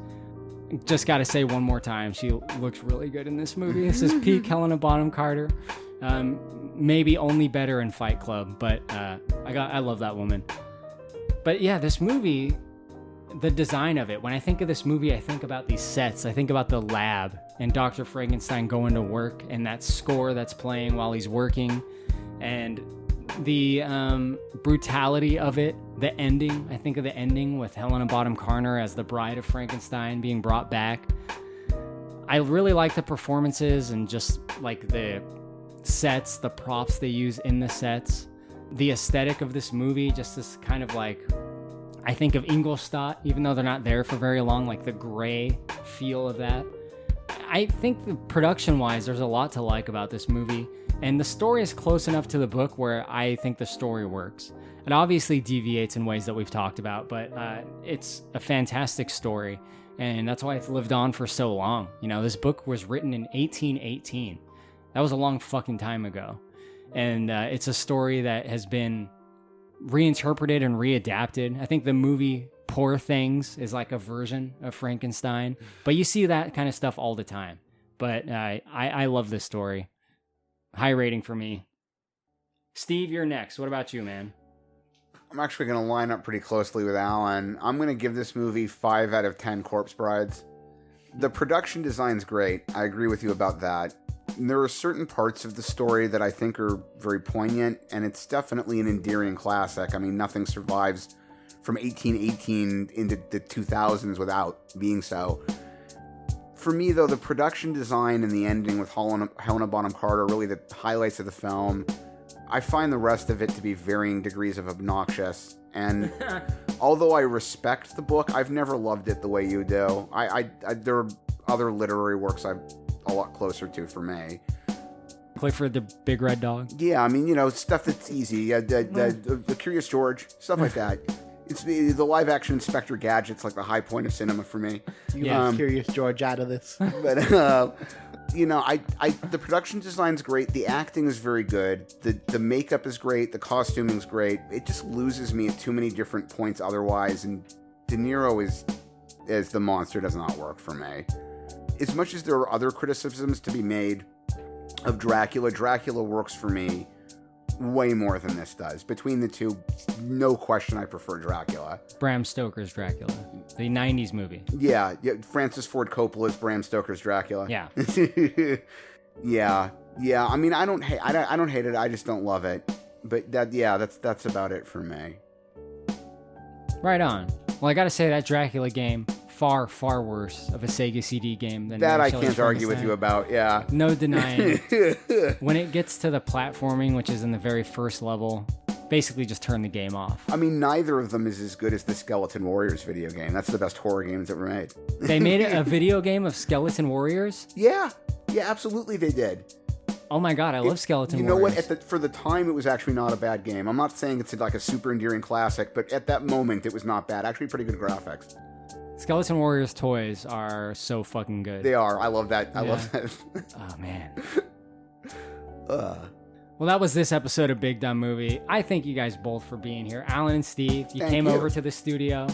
We're all recording in person again. It's been a while since the three of us did a podcast like this. Here at the Corey Palatial Estate in the Hollywood Hills. Yes, very much so. Yeah, but seriously, thank you guys for being here. I know it's not always easy doing this amount of preparation and driving all the way out here, so thank you both. I had to read for this. I hate reading. And thank you, the listeners. If you want to support this podcast, leave us a positive rating and written review on Apple Podcasts. That's the best thing you can do for this show. Also, subscribe to our YouTube channel and give our videos a thumbs up. Even if you don't listen on YouTube, it would help us out a lot. And if you want to email us, bigdumbmovie@gmail.com. My Instagram, Big Dumb Movie Podcast. A lot of people DM me there. You can talk to me there. Give us some recommendations. Tell us what you think about Steve. I always find it funny when people do that. Go ahead and say what you want to say. I know y'all hate me. It depresses Steve to no end. I actually find it morbidly enjoyable. There's a lot of Frankenstein fans out there coming for you, Steve. You know what? That might be my kink. So there are people being angry at me. The Frankenstein fan base takes no criticism. Oh, apparently not. The Shelley estate is especially pissed. They're going to comment on the Instagram and like the YouTube page. I'm Mary Shelley's great-great-great-great-great-great-grandson. You're a moron. I hate Steve. Right? That'd be fun. And that's all we got for this time. Thank you very much for listening. We love you, and good night. See ya.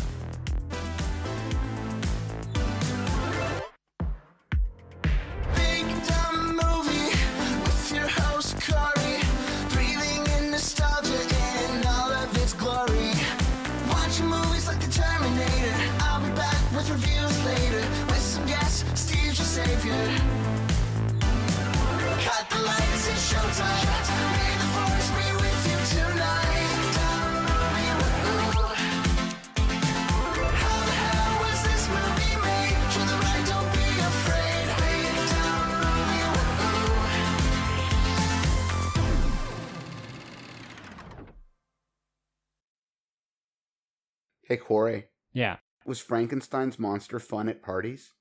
I don't know. Yeah, he was a real cut-up. I gotta pee. Ah.